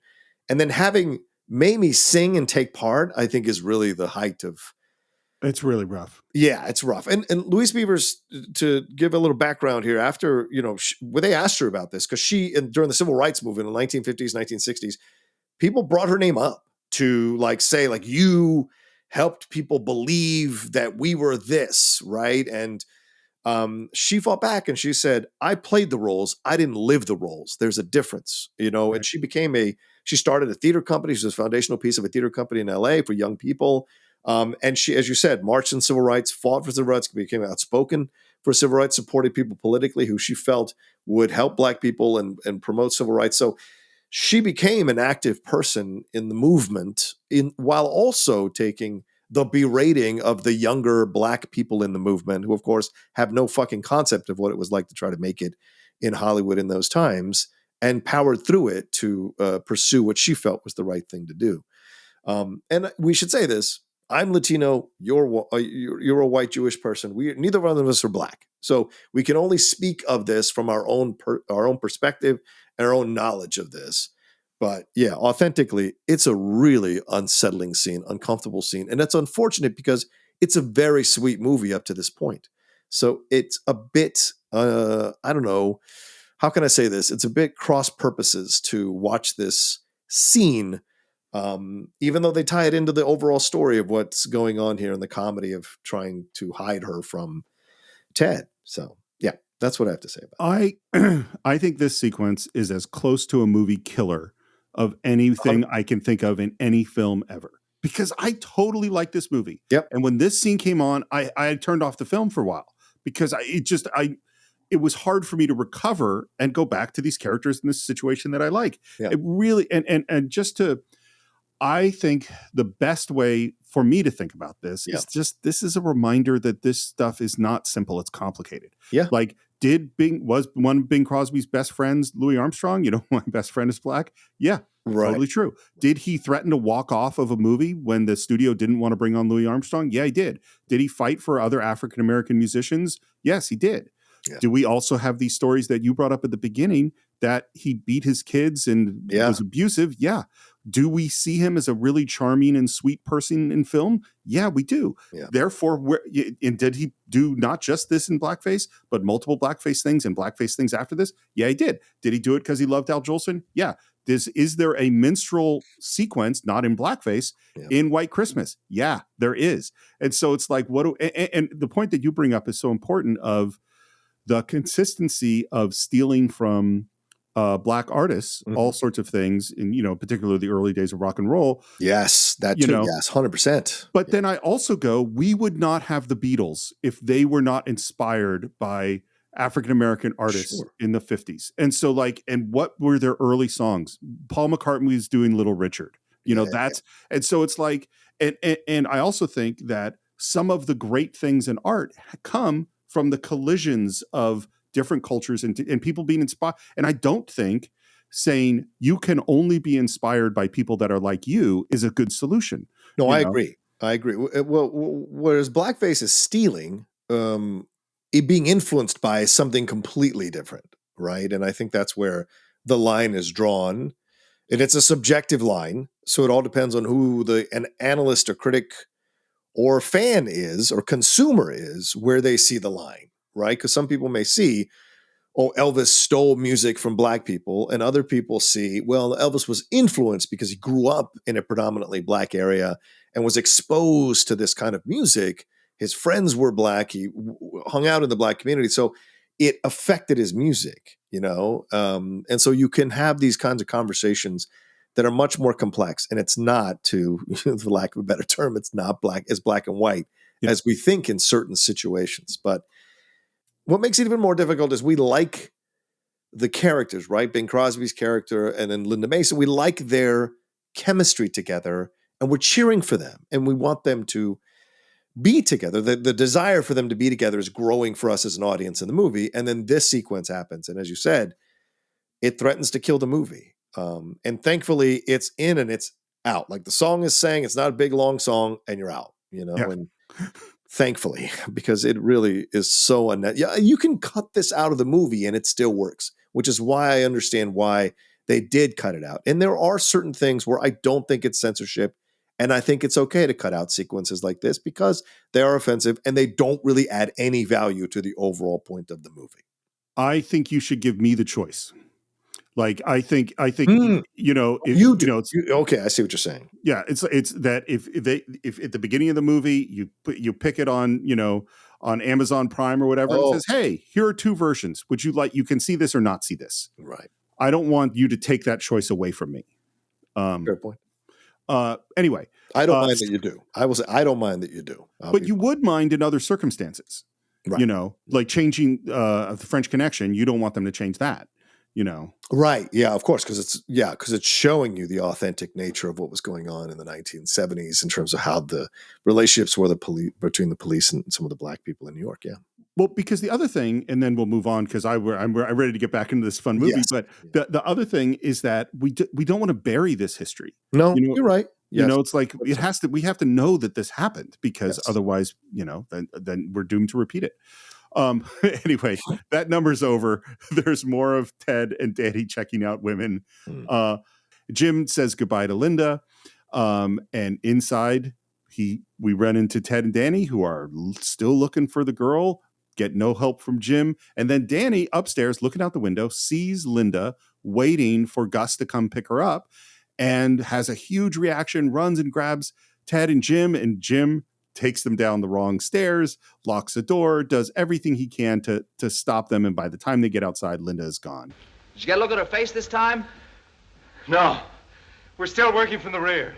How do you know it was her? After all, she had an overcoat on. I don't care if she had... How do you know she had an overcoat on? Well, if she didn't, look for a girl with pneumonia. Come on, let's get inside.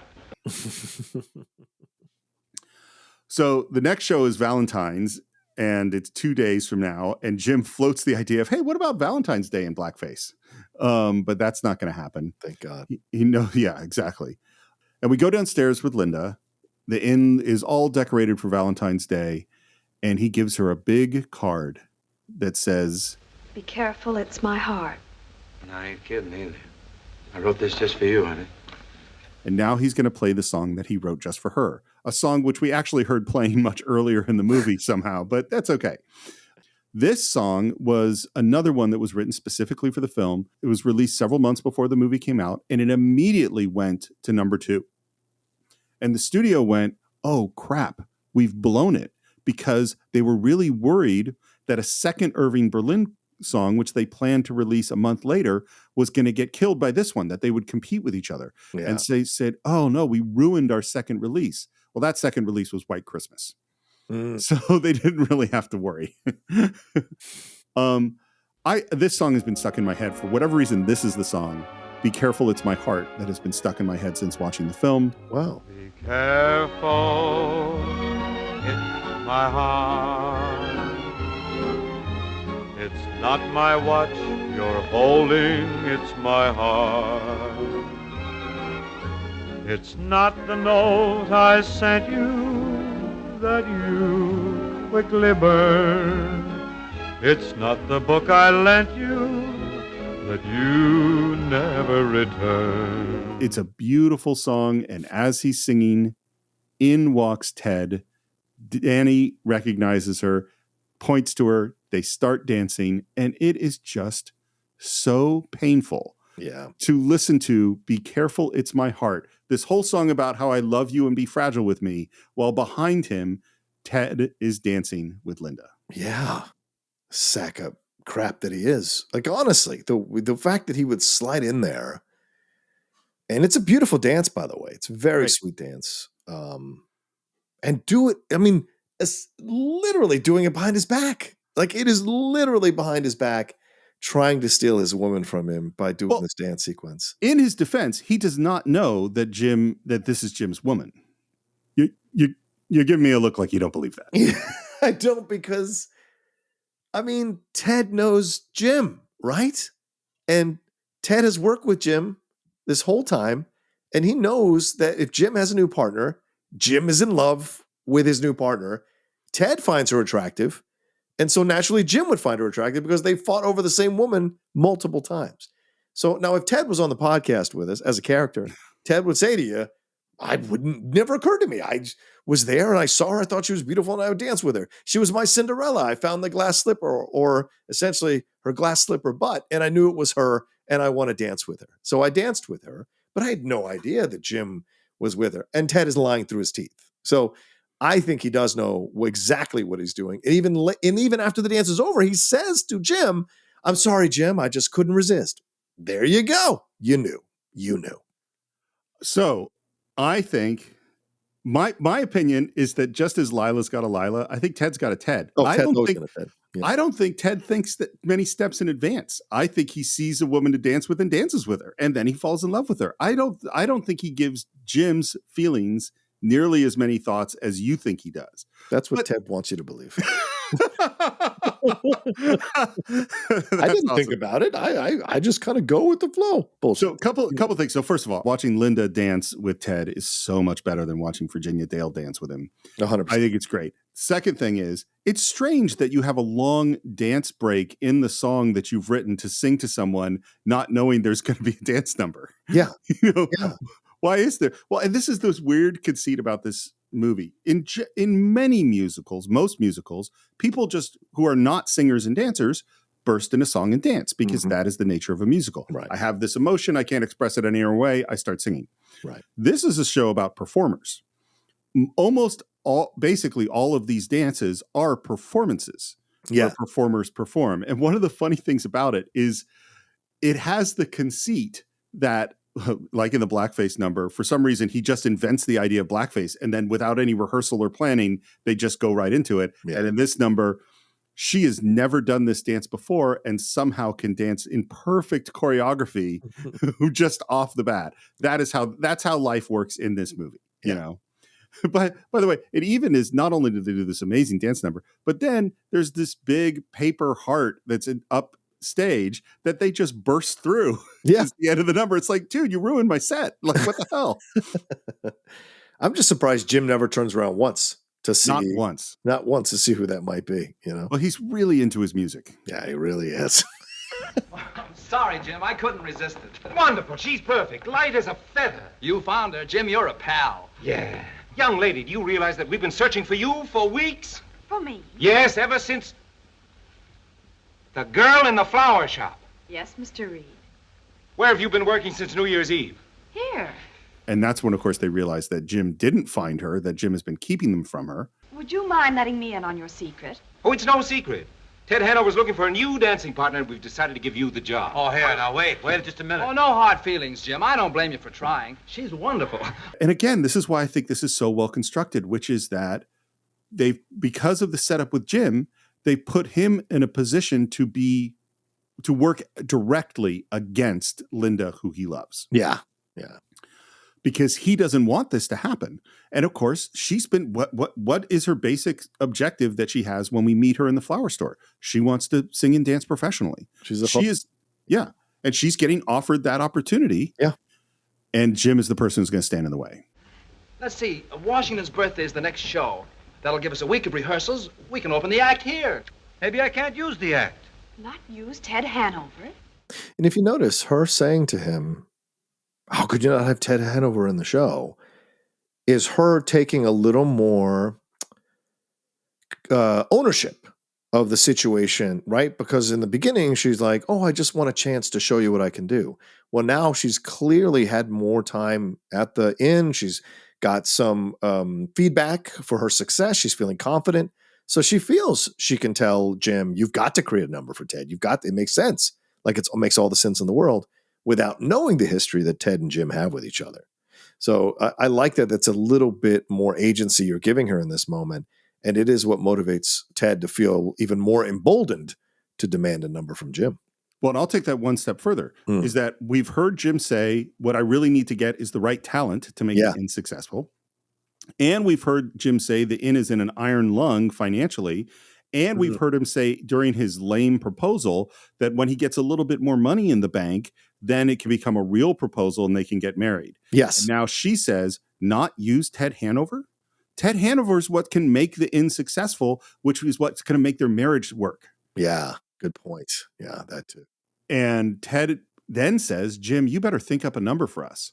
Because Jim is the creator and Ted doesn't even, because if it is as you said, and that he knew immediately as soon as he saw her that Ted is into him, then saying, Jim, you have to think up a number for us is much more actively a jerk than, in my mind, where Ted just isn't thinking about Jim. Yeah. For Washington's birthday, I see a sort of a romantic costume thing. Naturally. I think the music should be sweet and gentle to create the mood each time I take her into my arms and kiss her. And Linda is eating this up because this great dancing star, who she just danced perfectly with, wants to make a career for her. Right. And we end with a 3-shot with, of course, Jim in the middle between Linda and Ted.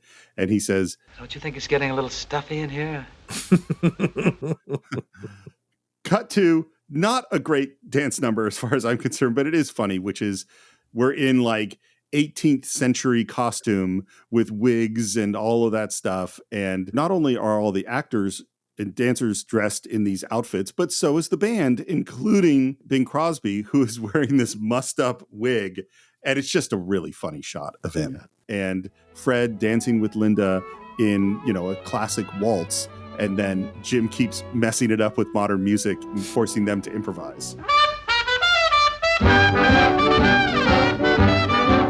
Which Fred Astaire does really well. He does.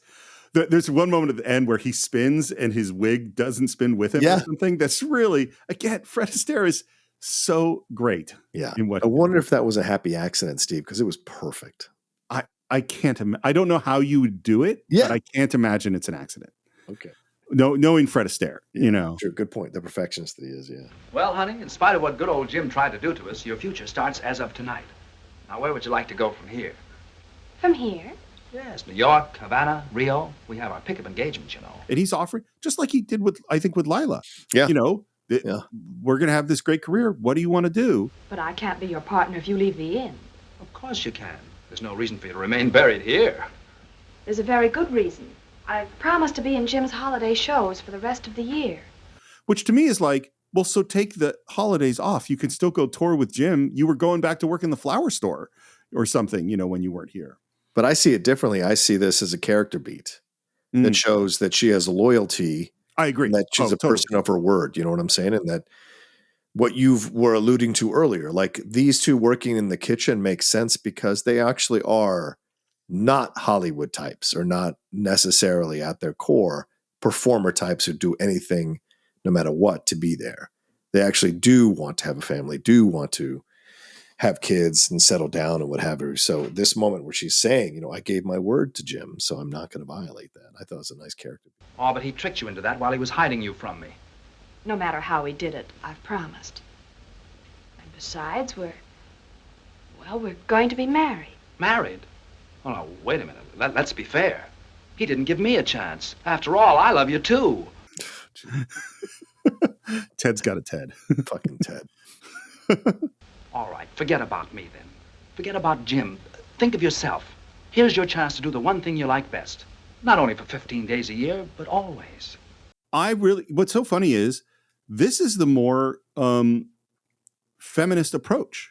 Like that Ted is the one who takes. It says like, no, you get to make decisions about your life. You said this is your dream, Now, I don't know. I actually, Ted is not a deep guy. He's fairly shallow, but he does care about his career and cares about, I think he does want Linda to be a dancer. You're such a sweetheart, man. You're such a softie, man. You're such a softie. That's true. And I appreciate that, honestly. But let me tell you about performers. If it means that they can get what they want, they will embrace any cause. They will be the biggest feminist in the world if it gets them what they want.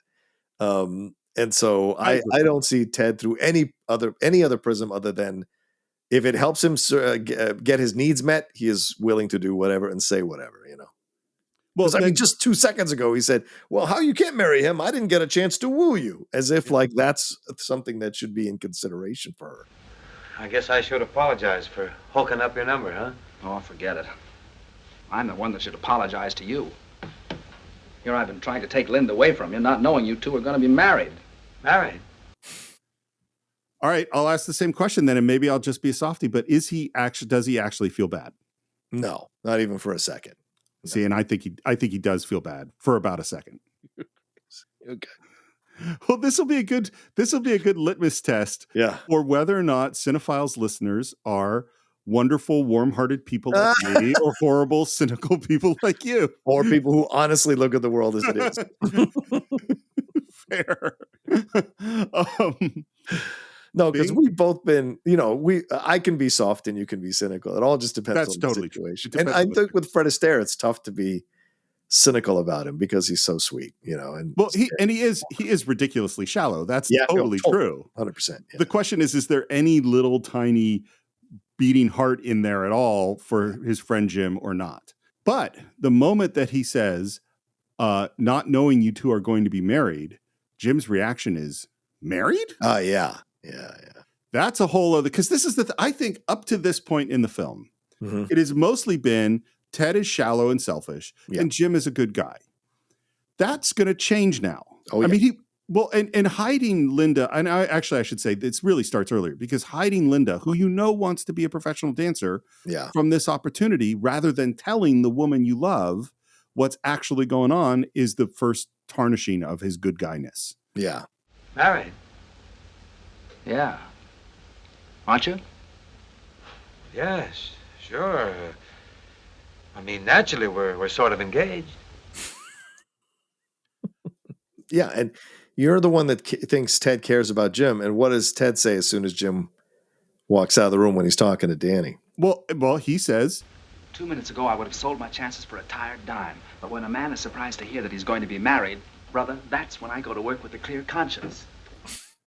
So. No, clearly heartless. But I also go, man, Jim's reaction, there's some real problems there. And I think they stem from his heart being broken before and knowing that Ted is interested in not wanting to put himself out there. Yeah. But if he had just said, yes, I am in love with her, we're going to be married, Ted might have backed off a little bit. Maybe he wouldn't have. Yeah.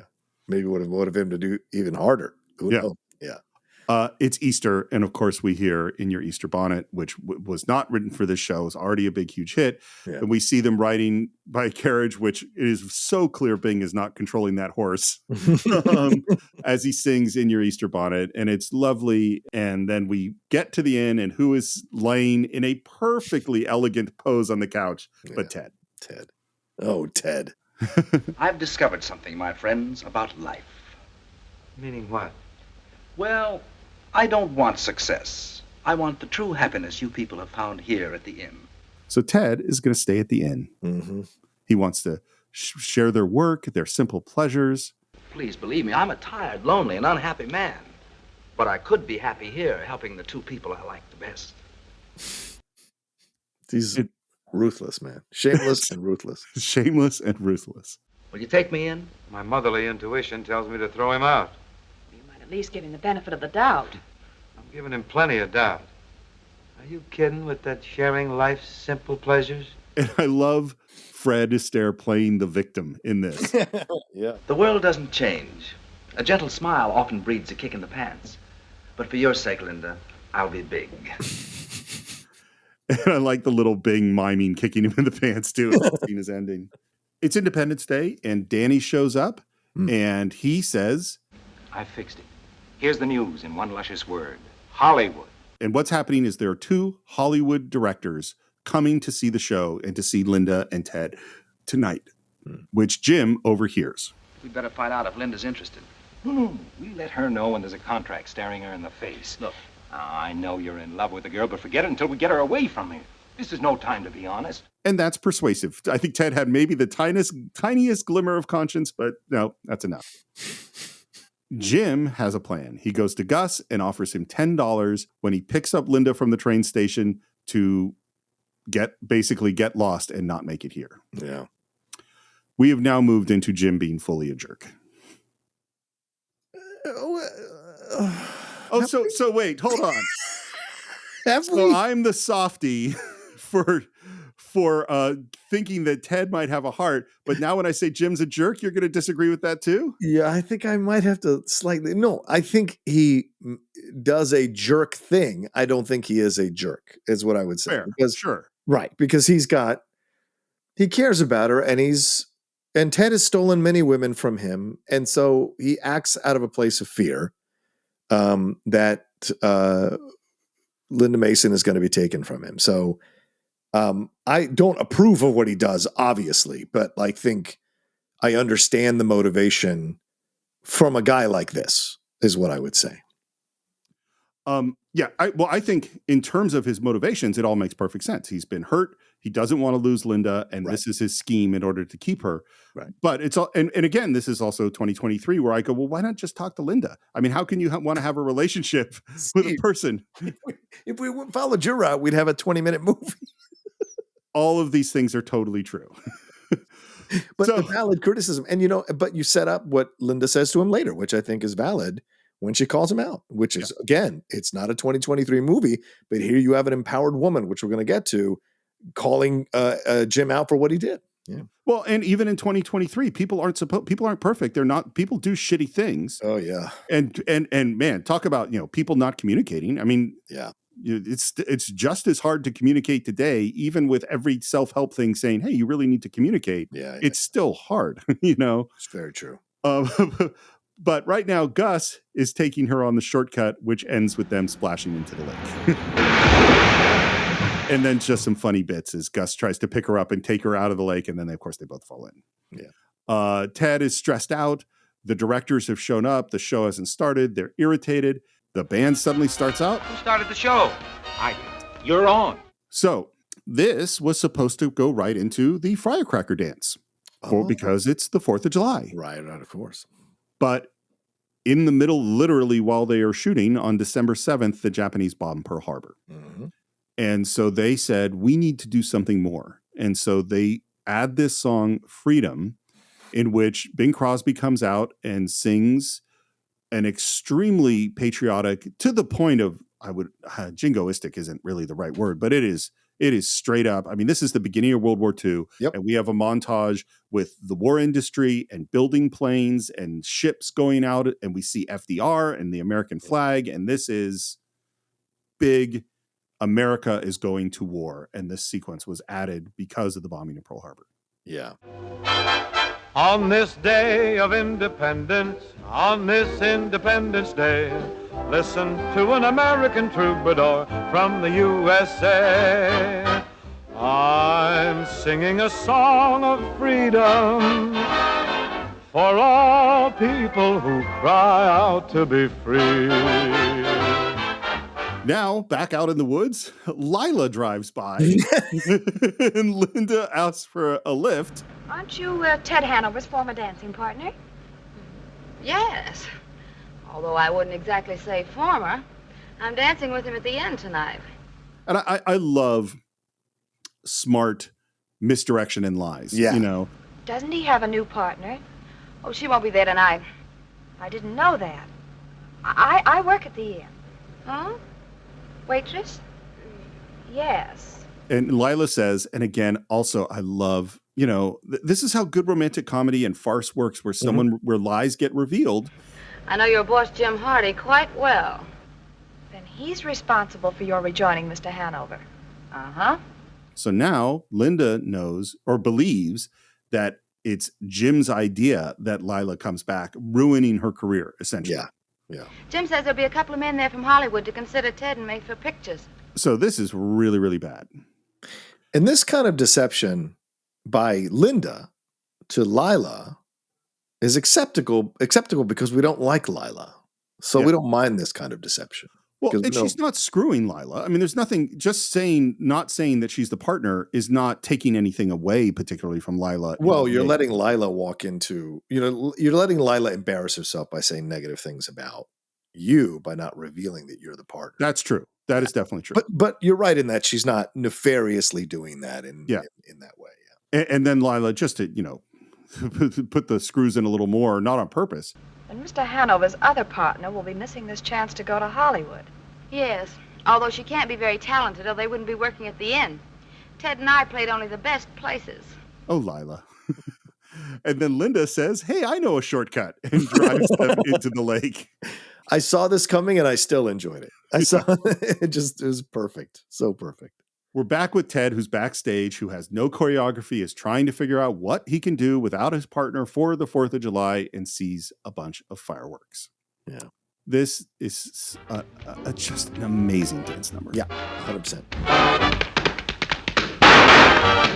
Now, because you've obviously probably seen clips. Had you ever seen clips of this or this dance before? Oh, sure. Yeah, in montages and stuff, but never obviously the full dance. But it was incredible. I mean, and of course they make you believe that he just came up with this on the spot because he's supposed to be a 2-person dance, which of course just makes you feel even more impressed by Ted as a performer. But it's great. It is 38 takes. He really is throwing real, they were called torpedoes, which is these little ones that if you throw, they explode, which I have little ones that are kind of like this in my house. Yeah. And it is also, the audio is recorded then because there was no way to Foley this, or this is all live recording with the explosions and the taps. All of the timing of this and everything he's doing so much. Yeah. And makes it look I won't exactly say he makes it look easy, although he does, because it's very effortful. You know what I mean? But it just, I don't know, so impressive, this dance number. Well, it made me think of Boogie Nights when I don't know where you're going to go with this, but I'm really excited. Remember the Alfred Molina scene with Thomas Jane and the young Asian kid is walking around dropping those or throwing those things on the ground. They're popping, which adds the tension. So this was a different approach to that. It's much more like, fun and exciting and patriotic and whatever. So I enjoyed the sequence. But again, it proves that, once again, that Fred Astaire was also willing to push the boundaries in his dance sequences. It wasn't just about straight up dancing or whatever. He actually liked doing something different, doing something new, artistic and whatever that was fun when you watched his dance sequences. And so just further proof of the incredible artist he is. And also, Steve, we haven't said this, and it just occurred to me as you were talking about it. Like, this is how you keep this guy a likable guy. You give him these incredible dance numbers that you're like, look, I know he's a so selfish son of a bitch, but damn, these numbers are great. So I can't fully hate him, Yep. Yeah. Well, it's funny. We talked about this before, is there are people who wouldn't be your buddy. Right. You wouldn't want to hang out with this guy necessarily. Oh, no, actually, I'm going to say that. I'm going to change what I'm saying. Oh, this is good. Interesting. Okay. Now I know now I want to see where you're going. Yeah. Well, we have been together at parties with someone who we knew was kind of a jerk, and it was a blast with them that night at that party. Like, they wouldn't be your best friend, but they're funny and charming and interesting. And I think Ted's probably a hoot, to hang out with. Oh, yeah. By the way, this is also a hugely influential dance number on many choreographers, particularly Bob Fosse. Bob Fosse cites this as one of the numbers that inspired him, because what he described is that it was so unexpected. Like you just couldn't predict where Fred was going to go in this particular number. And by the way, both Fred and Bing did tons of work with the troops in Europe, but both end up very close to the front, like with bombs coming down near them. And really were dedicated to supporting the American war effort. Yeah. We're back at the woods. Oh, and one more thing. I wanted to add this. From that sequence, Fred Astaire's shoes from that sequence were auctioned off for $116,000 worth of war bonds to help with the war effort. So Not only did they, put a rousing number right when Americans really wanted to kind of maybe feel a little patriotism, they were also contributing in this way as well down the road, as well as volunteering. So, yeah. Well, Jim, you deliberately kept me from working at the inn tonight, didn't you? And he owns up to it. He does. Yeah. You knew there would be men here from Hollywood who might offer me a chance in pictures. You decided I shouldn't have that opportunity. Not even the opportunity to refuse. I think it's a great shutdown on her part. 100%.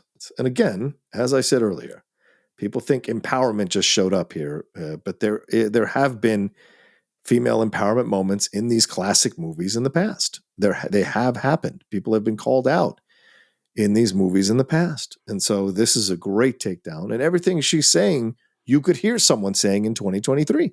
I was afraid the offer might be too important for you to turn down.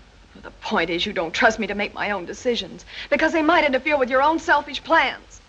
I've had about enough of that, Jim. Oof, strong statement, dude. Yeah, I think it's great. And then we get this crazy twist, which is the Hollywood people come up and we expect that they're going to offer the job to Ted and maybe to Ted and Linda. Yeah. But that's not the thing they're most interested in. Hollywood is always interested in new ideas, and we think this is a honey. Thank you. Frankly, we'd like to do a picture based on Holiday Inn. So they're interested in Holiday Inn, which again goes into this weird trope of we're in the middle of a story. Hey, let's make a movie about the story we're in the middle of. Yeah, meta. Yeah. Well, I don't know how the others feel, but I'd like to keep this little setup just the way it is. Jim, would you be decent just once and let somebody else around here have a chance? Now, wait a minute, Danny. After all, the place belongs to him. He can do as he wants. A rare moment of clarity from Ted. And Jim, in a self-pitying moment, says, I guess it was just too good to last, huh? A simple little layout where we could do our best at the work we know without having any illusions of glory. But I can see now that I'm the only one who could be happy here.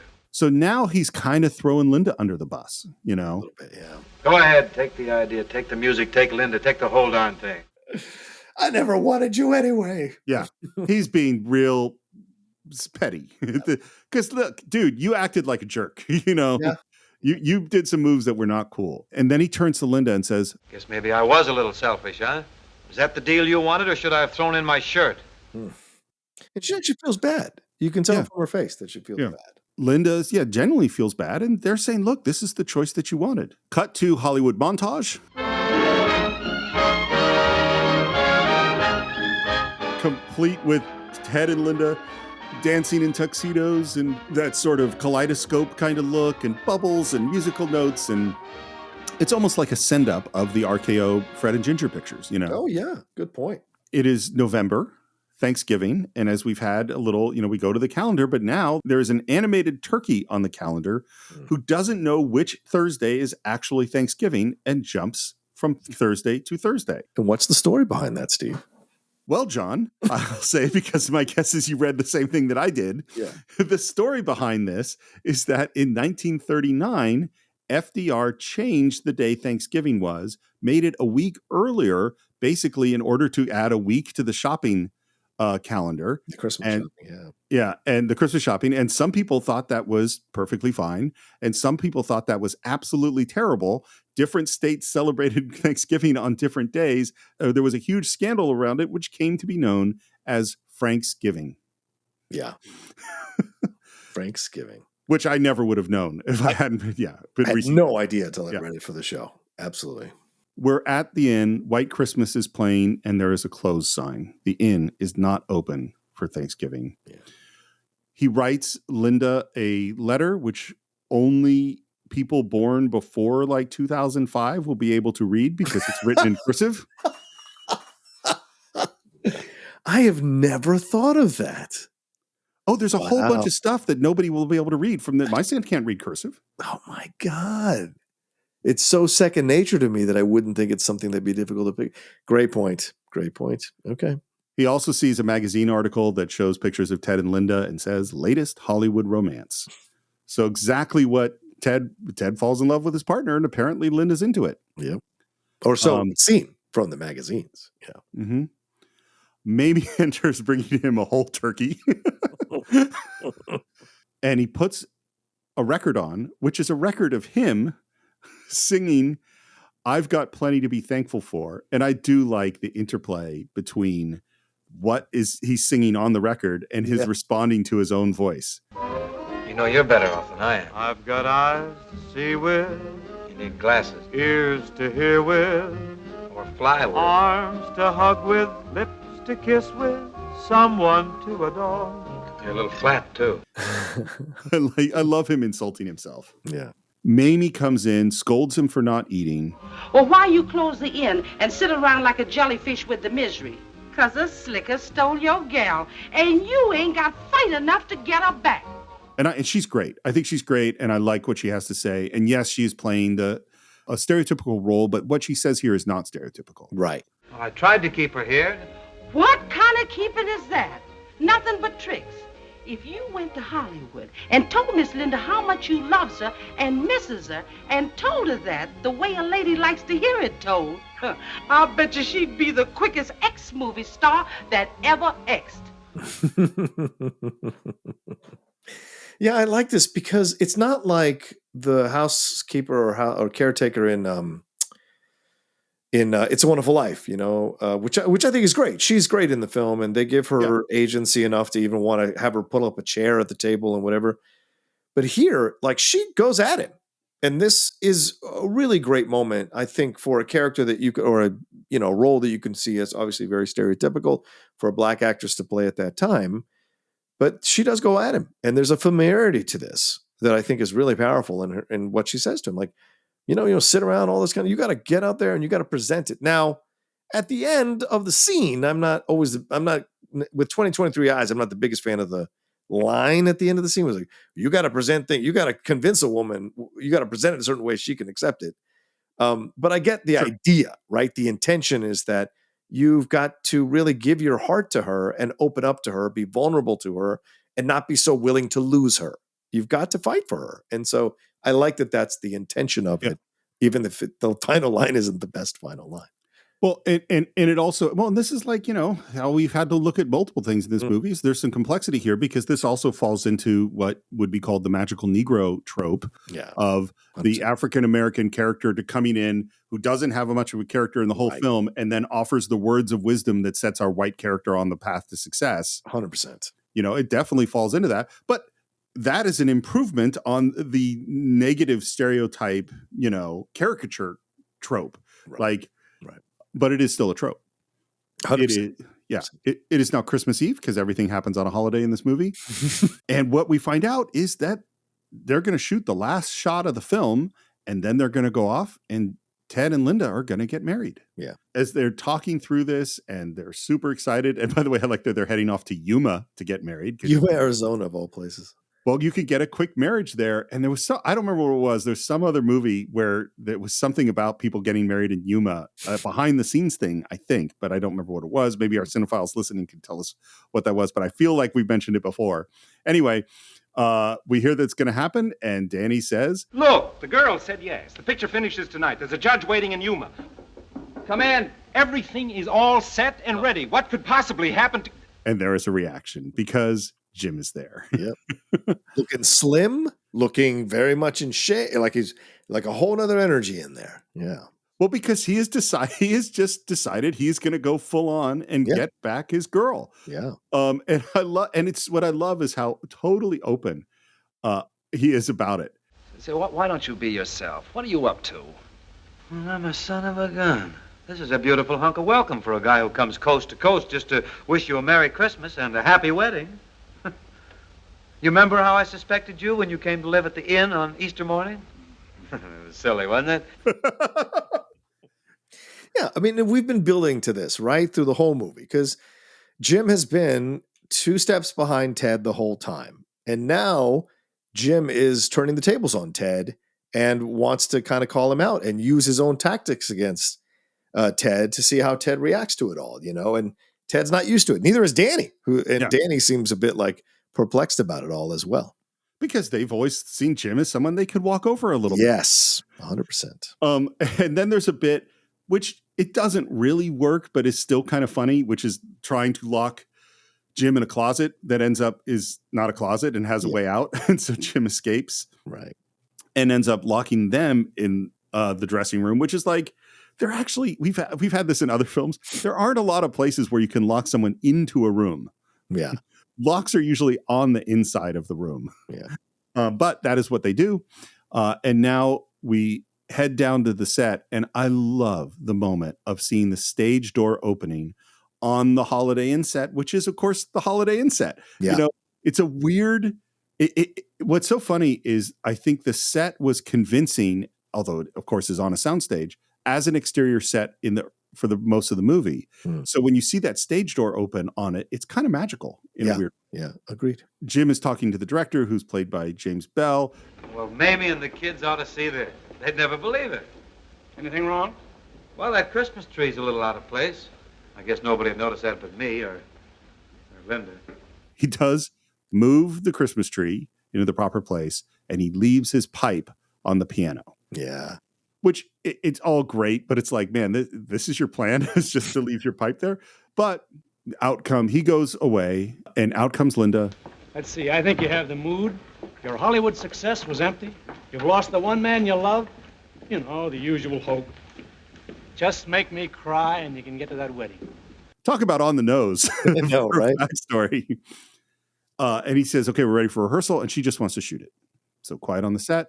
You can tell she's like, I just want to get through it because all these feelings are coming back for her. All the memories of her and Jim there. And you can tell maybe she's not 100% cool with how Hollywood is, which I think you can agree with me, not agree with me, but I'm reading that in her performance as one of the layers that she's bringing to the situation. But yeah. Well, and she doesn't really love Ted. She doesn't. She loves dancing with him. And the song that she is about to sing is the song that Jim sang to her in the exact spot in the real Holiday Inn where she is on the set. And this is the moment where she fell in love with him. Yeah. And now she has to sing that song. Right. So there's a lot there. And of course, since it's not a rehearsal, we're going to do a take we have to lock down the soundstage so the light comes on outside just as Ted and Danny run up, and the guard will not let them in because when the light is on, you cannot go in. This sequence works. I like the sequence that they're using it this way, timing wise. And they're like, "We're the stars." No. Now, did you know that White Christmas was coming? No, I did not. Again, because I didn't know where this was in the movie. So no, I didn't know. I'm dreaming of a white Christmas, just like the ones I used to know, where the treetops glisten and children listen to hear sleigh bells in the snow. And then, without thinking about it, she picks up that pipe and rings the ornaments in the same way that Jim had done. Of a white Christmas, with every Christmas card. And she looks at I'm going like, why has the director not said cut? She stopped singing. There's some weird sound coming in. You obviously would say cut at this moment, but the director doesn't. She looks around and she sees him. He starts singing as he walks in and she runs and embraces him. And finally we get the cut. But of course, the real reason the director didn't say cut is when he says cut, the light turns off outside and we couldn't have Ted and Danny running in too early. Right. But they do run in and they see it. How could he get that far in 5 minutes? The lady must have been willing. But the world can't do this to us. Again, what's so funny about it is just like at the beginning of the film, yeah. Ted was literally about to get married to the woman he loves. Yeah. And Jim swooped in and took her away. And we don't treat it as a heavy thing. Right. It's like, oh, okay, because that's the kind of movie we're in. Yeah, true. Good point. Well, it's because it's a Christmas movie. You don't want to feel too negative. We're back at New Year's at the inn. And we are welcoming our guest of honor, which is Ted. Clearly over it. Clearly, totally over it. Layla is back.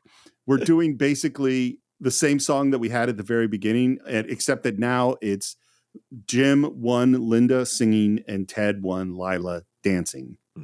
I like, by the way, it's again, these things that are weird that for some reason, Danny pushes Layla on stage as if it's unexpected that she's going to be in this dance number. And yet, how would this number work without Layla? It doesn't make any sense. But that's the conceit of this movie, is that we're kind of improvising all these great numbers. No, my friend, I'm here to end your dancing trouble and strife. Oh, this will be fun. Miss Hit and Run has come back into my life. We'll stay at the end. We'll have to begin singing, dancing. Yeah, I love this final number, honestly, because I like the back and forth between both of them and the way they're using it. And as you said, Steve, so well, the way they've kind of like turned around the opening number, it made it work for the situation that they're in. But the different dancing styles, Bing and Linda stay in the back, or Jim and Linda stay in the back a little bit doing their thing. But then we get Layla, who of course has had to be in the background for a majority of the movie after the first few scenes. She gets to have a little bit of a moment. And I think she's better here than she was in that scene that we see earlier in the film with her and Ted. As the song is playing, the camera pulls back and pulls outside. So we're looking in through the window. And the last thing we hear is, "And our hopes as high as a kite as we start a new life." And that is the end of Holiday Inn.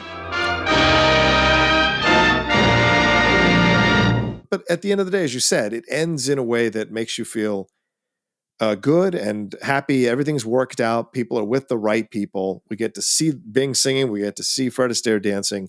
And we pull out so that we feel, just kind of in a good place after it's all over, which I think is smart. And it does such a good job of combining what we saw from the beginning and really showing each of the relationships and their personalities and that they're with the right people. Yeah. Absolutely. What's interesting is it was released in August. Not released as a holiday movie. It was released on August 4th, 1942. It was a big hit. It was the highest grossing musical of all time up to that point. It's the fifth biggest moneymaker of 1942.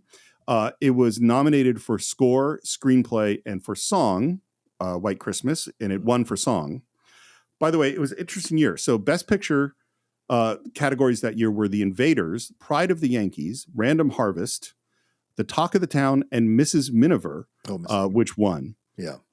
The only movie on that list that I have seen is The Pride of the Yankees. I've never seen Mrs. Miniver. It's a great film. I love Yeah. that film. And it's also because of the war and metal shortages. This was the year where the Oscar was not gold. It was made out of plaster painted gold. Wow.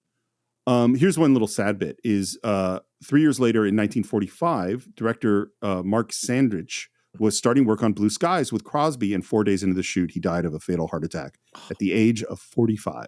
Jesus. One other trivia tidbit. Mm-hmm.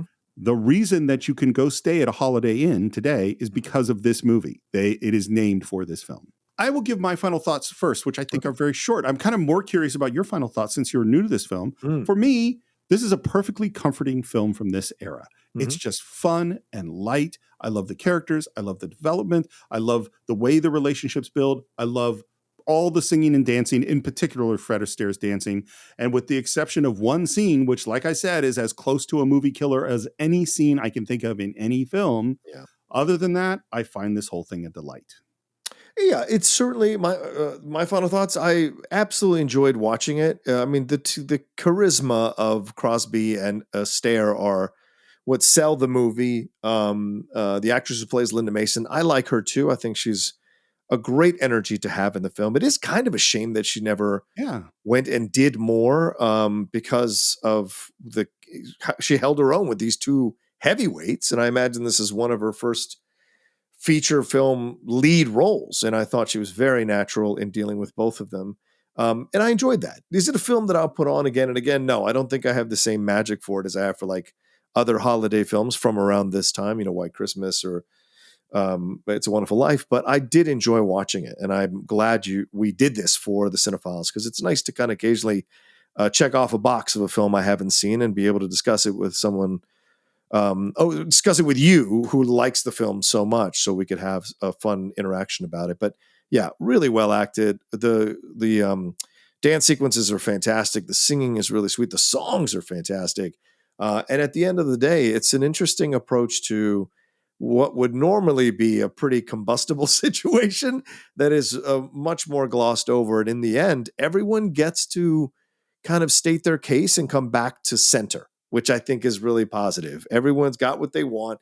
Everyone's accepted each other. And now, hopefully, we can go forward having better relationships with each other at the end. But yeah, a very fun film to watch for sure. I'm really glad you brought up the songs, because I don't feel like we've given enough props to the great, great, great Irving Berlin. I mean, that guy, I don't know if you know, but that guy could write some songs. That guy writes some good songs. So that's what we think of Holiday Inn. And now next week, we're going to move right into White Christmas and see again, Irving Berlin songs, again, Bing Crosby, Danny Kaye, not Fred Astaire, who I adore. And that's going to be our next discussion. So the world of the holidays continues right here on the Cine-Files.